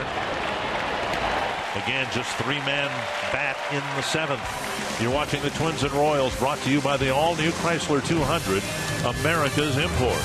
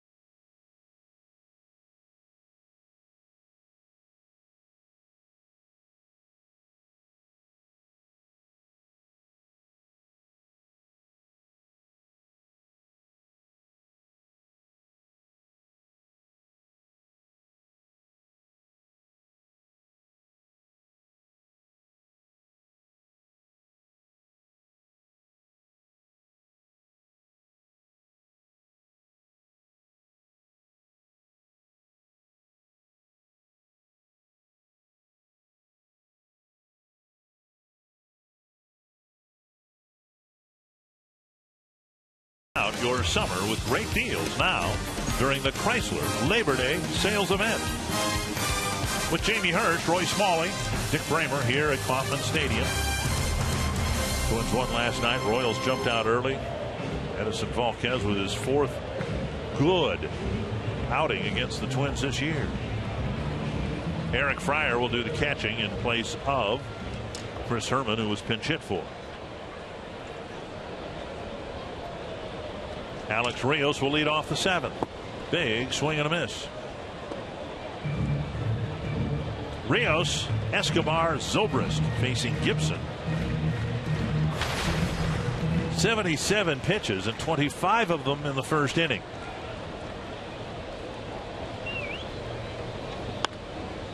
Chop to Plouffe. On the run to Mauer, one away. And the difference between his location, speaking of Kyle Gibson, his location in the first inning and the location of all 3 of his pitches in innings 2 through now 1 out into the 7th. Just night and day. He's thrown the ball in better spots. He's come inside on hitters to set up other pitches. He's thrown his breaking ball and his changeup down in the strike zone. It looked like 2 totally different guys, and I think after the first inning, if there's any way that we or anybody else would think that he would be pitching into the 7th inning here.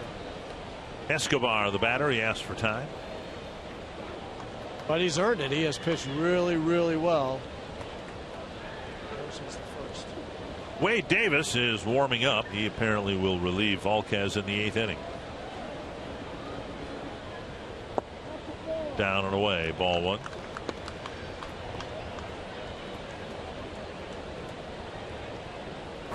About a year ago that Ned Yost took Escobar from the bottom of the lineup and inserted him as a leadoff man.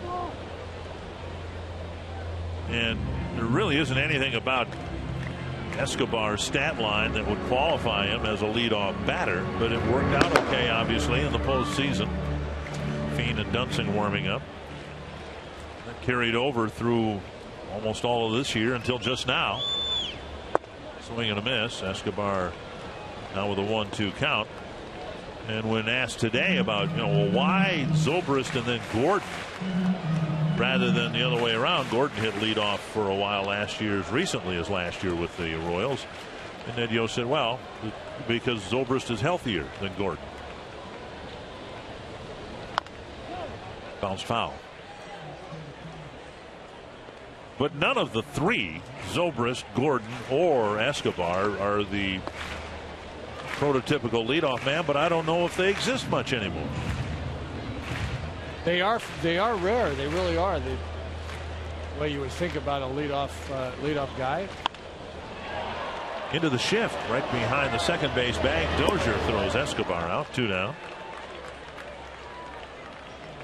As promised earlier in the game, we've selected the Data Strong fan photo of the game. You can tweet your strongest fan photo to hashtag North Data Strong Fan for a chance to be featured in an upcoming broadcast. Brought to you by T-Mobile. 2 down in the 7th, and now Zobrist. One thing we can say about Zobrist and Alex Gordon about being either leadoff or second hitters, that on-base percentage pretty good, slugging percentage very good. They're both on-base percentage over 370. If they walked a little more, they'd be close to 400. I mean, it's hard to argue with that. They don't run in terms of stealing bases. Gordon runs well, but doesn't steal a lot. Popped up left side of the infield. Escobar with the call.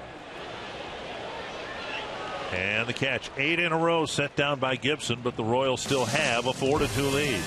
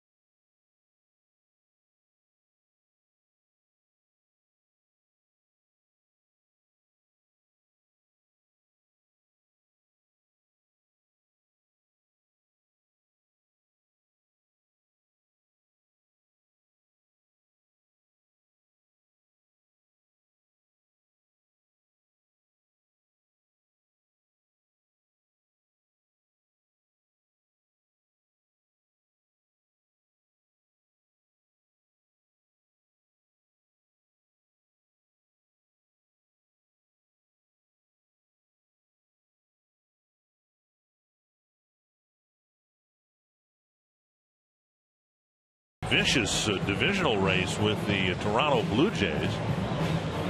Toronto now leading by a game. The Blue Jays at Boston.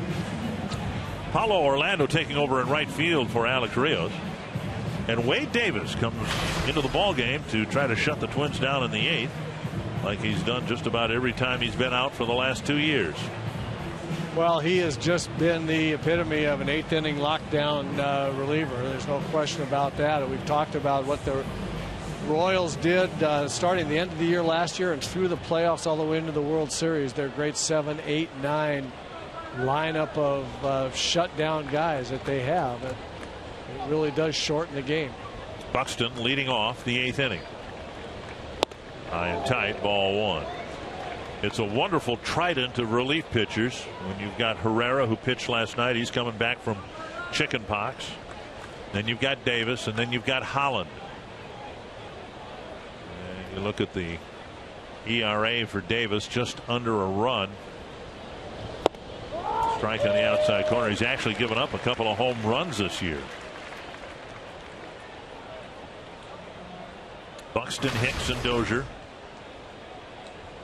Would love to get some speed on the bases here in the 8th. There's Doink to right, and Orlando coming in, and he makes the catch. Getting it in the glove, having it roll out, and then snatching it out of midair, 1 down.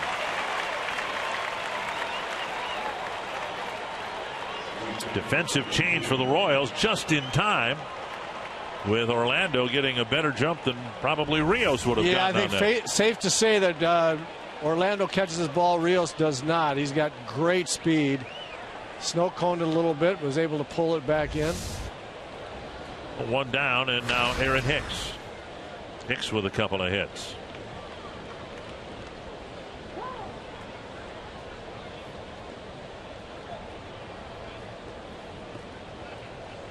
It's amazing how the perception of Hicks has changed because he's played so much better this year.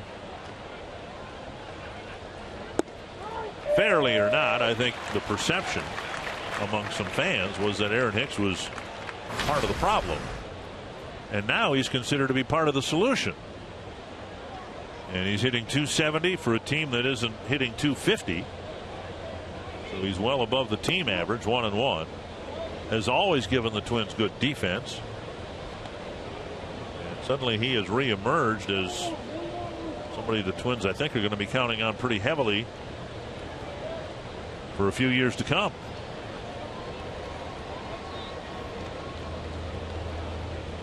One and one. 2-1.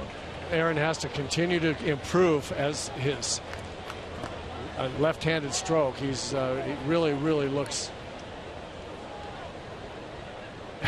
What are we looking at? Is that a lucky moth he keeps on the top of his head? Wow. Perfectly centered. Side now 3-1. But I think if and as Aaron Hicks continues to improve his ability to hit left-handed, he has a chance to be a really good outfielder player for the Twins. As we look at the moth, just deciding he's got the perfect perch here, at least for the time being. Very small GoPro camera is actually what that is. Fouled away, 3-2. This copyrighted telecast is presented by authority of the Minnesota Twins and may not be reproduced or retransmitted in any form. And the accounts and descriptions of this game may not be disseminated without the express written consent of Minnesota Twins, LLC.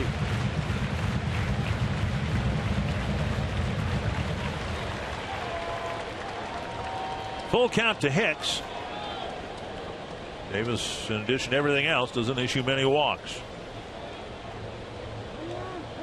Can't have a .97 ERA and be walking people. That's right. Sure.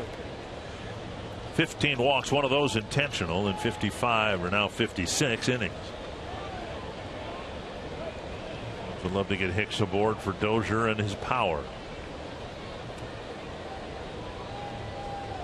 Popped up near third. Moustakas with a play. 2 down. And before Dozier's at bat, our Carsoup.com trivia question. I'll go with Mr. Carew. Yeah, I thought you were going to go with Joe, and I was going to go with Rodney, and you hit it on the head there. Joe climbing the list. He's got a couple more here tonight. Orioles came into existence in 1969. And Rod Carew's rookie season, 1967. Yeah, so the Royals came into existence about the time Rodney was ready to win 7 batting titles. 1-0 to Dozier. Swing and a miss, 1-1.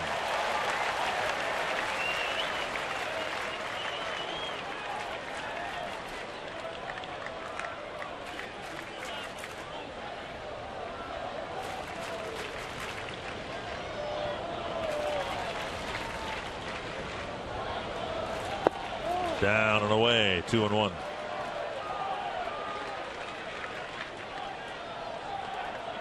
Marlins with 6 hits. They got 3 of them when they scored their 2 runs in the 3rd. Trying to get a 2-out knock here from Dozier to get Mauer to the plate.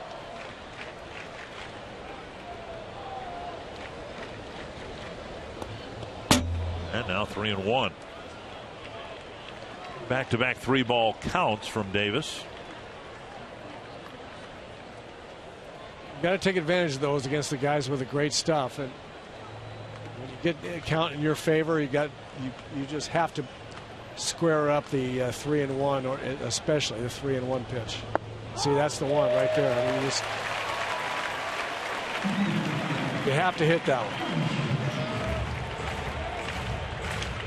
Mauer on deck.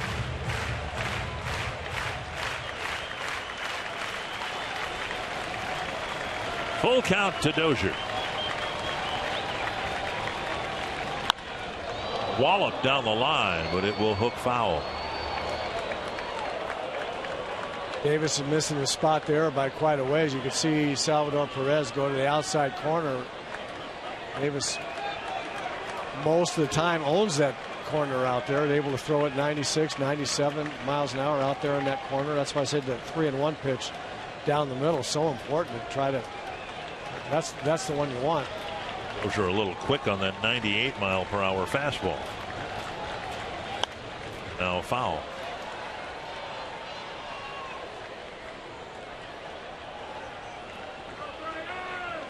Dozier drove in his 70th run with a single to left, scoring Buxton from second base back in the 3rd.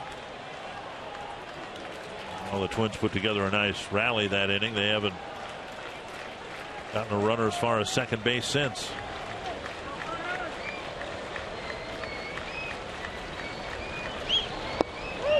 Called third strike, and Dozier doesn't believe it. I don't believe it either.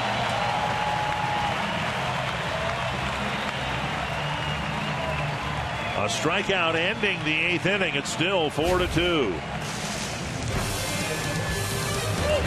High and outside.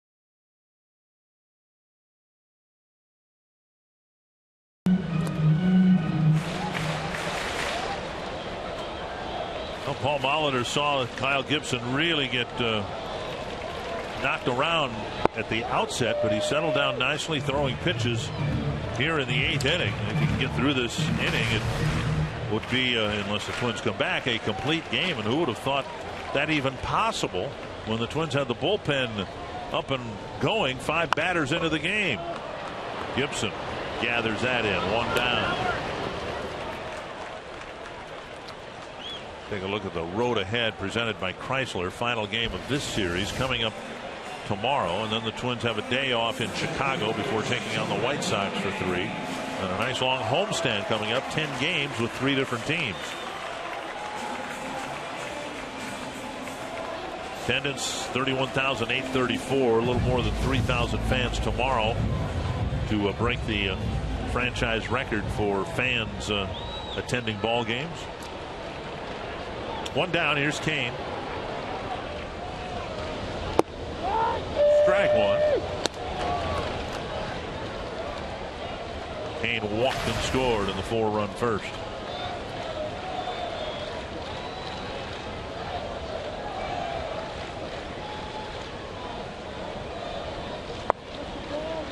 One and one.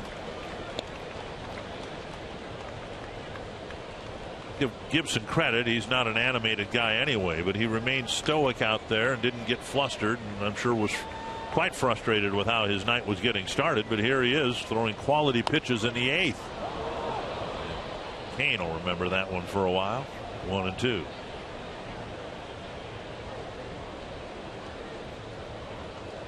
And again, a good example of what's been the difference. Instead of pitching in the middle of the strike zone, he threw a fastball on the outside corner with some movement. Now the fastball on the inside part of the plate that ran hard in on Lorenzo Cain, caused him to foul the ball off of his foot.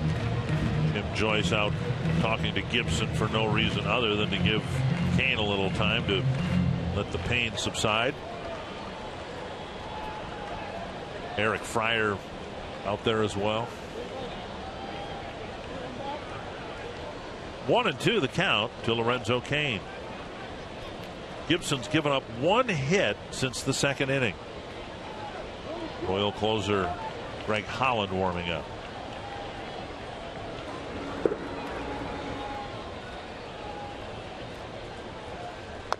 And he did it again. Oh my goodness.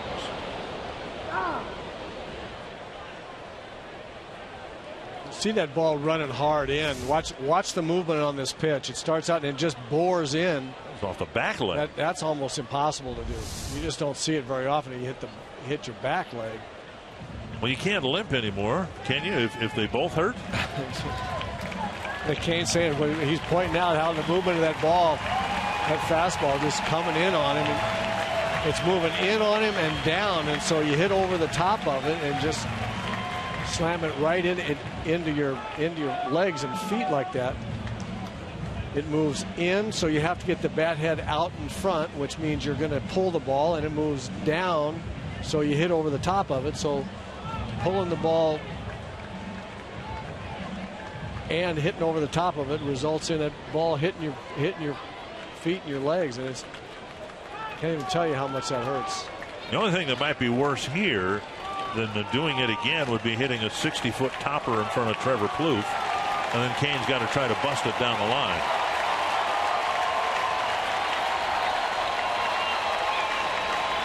One and two again. Go in there again. He did.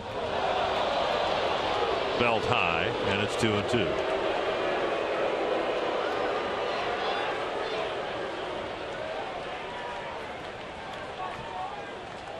Now, if he can throw him a good slider on the outside corner, he'll get it.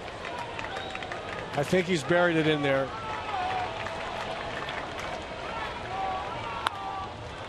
A little chip shot to center. Change up, yep. As good as the slider down and away. 2 down. And that'll bring up Hosmer. Hosmer drove in 3 with a double in the first. Since then, a couple of ground balls to Mauer.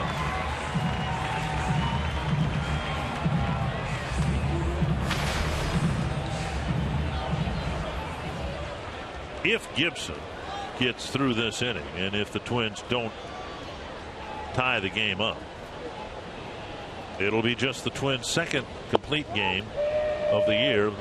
Both will be 8-inning losses. Phil Hughes had one earlier this year against Seattle. 1 strike. And now 2 strikes.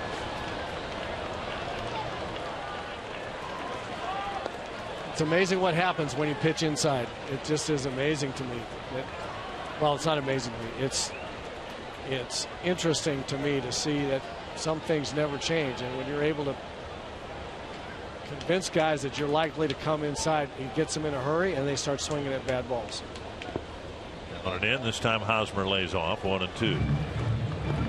And until you've convinced them that you might come in there, they're going to be looking for the ball out over the plate where most everybody likes it, and when they get it, they're going to be teeing off on it like they did in the first inning.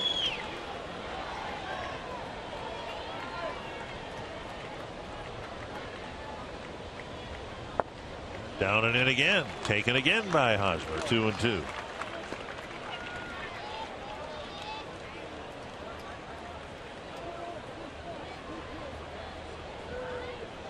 And Logan Darnell was warming up with nobody out in the first inning.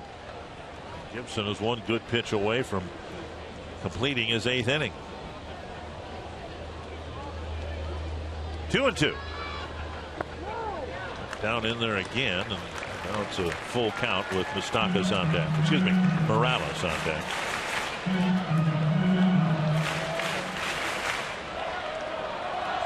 And pitch number 100 coming up for Kyle Gibson. 25 of them coming in the first inning.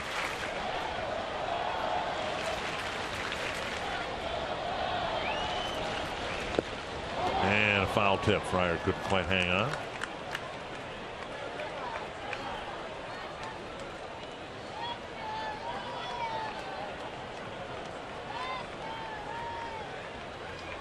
That's the ratio that Paul Molitor was talking about, but he didn't really get working on that good number until he got out of the first inning and was behind 4-0. The strikes he threw were pretty hittable strikes. Another 3-2 coming to Hosmer. Got him looking. Well, you don't like giving up 4 runs in the first inning, but Gibson did what he could after that with a really sharp outing, but he heads to the dugout with the Twins down 4-2.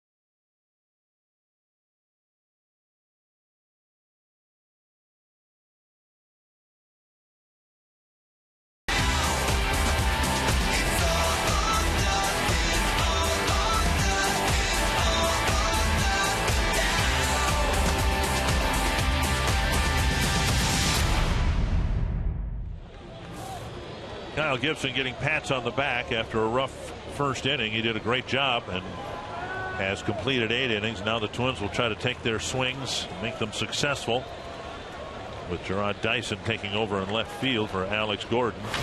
Closer for the Royals, Greg Holland, in for the first time in a week and a half. And he'll face Joe Mauer.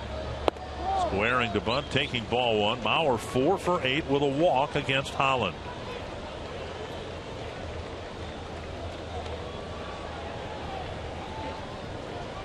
Greg Holland, the back end of the triumvirate you were talking about, or we've been talking about, the late inning bullpen strength of the Royals. And a strike, 1-1. Bauer, Plouffe, and Rosario.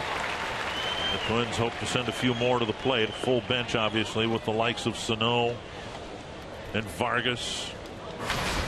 Maybe some runners, Robinson, Nunez. He puts it in play. He gets a hit against Holland. Fox Tracks presented by Carrier. 1-1 the count. Up and in, 2-1.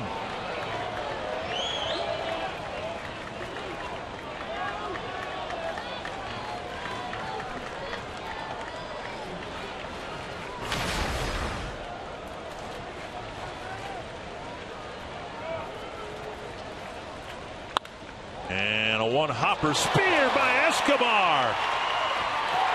Out at first. We'll see whether the Twins challenge. A great play by Escobar. The Mauer may have beaten it out. He's taking his protection off in first base like he plans on staying there.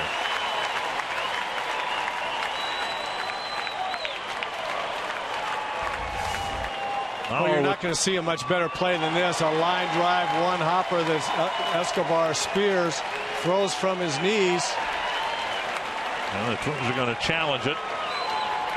Looked on replay that Mauer might have beaten it out. I don't know now. On that replay, it looked like he's out. This will probably be the definitive look here. Yeah, he's out. Yep. Great play by Escobar. As good as you're going to see.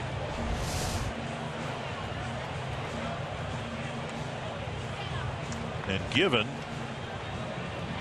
the middle of the lineup presence, hitting behind Mauer, Plouffe, Rosario, Hunter, and maybe some pinch hitters, that is a huge, huge first out of the ninth inning.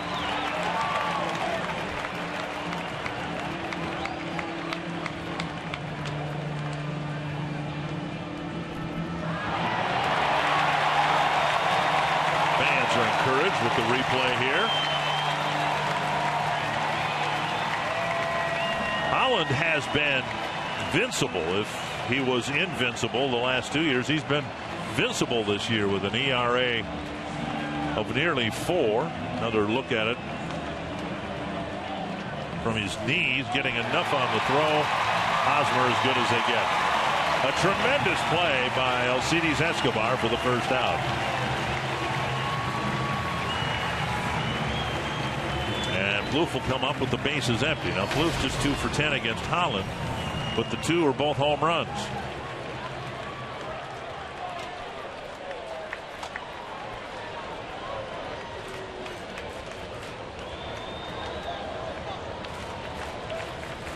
That young man right there can really play that shortstop position. We've talked about him an awful lot, but he's deserving of all of that praise. He can really pick it up there. 1 strike to Plouffe. He's had a tough day with 3 ground balls to the left side. 2 of them turned into double plays. And Holland will run it and flip it to Hosmer. 2 quick outs. It'll be left to Rosario, but time now for What's Next, brought to you by CenturyLink. Chris Medlin will make the start for the Royals, and Mike Pelfrey, who has really struggled as of late, but he has pitched some of his best games here at Kauffman Stadium, and the Twins are hoping that whatever good karma he's experienced here in Kansas City will extend through tomorrow night. 2 down, and now Rosario trying to keep the game alive.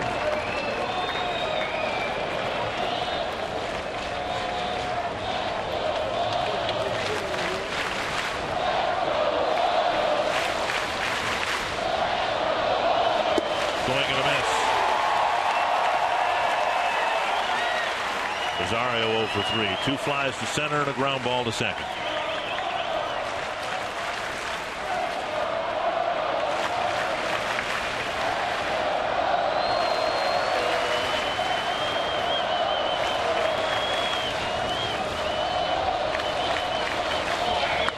Pulled just wide of the bag.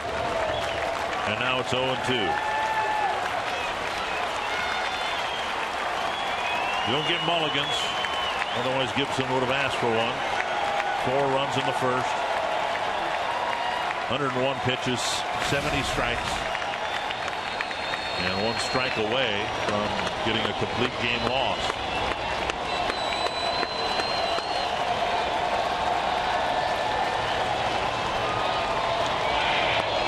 And fouled back. Still 2 strikes.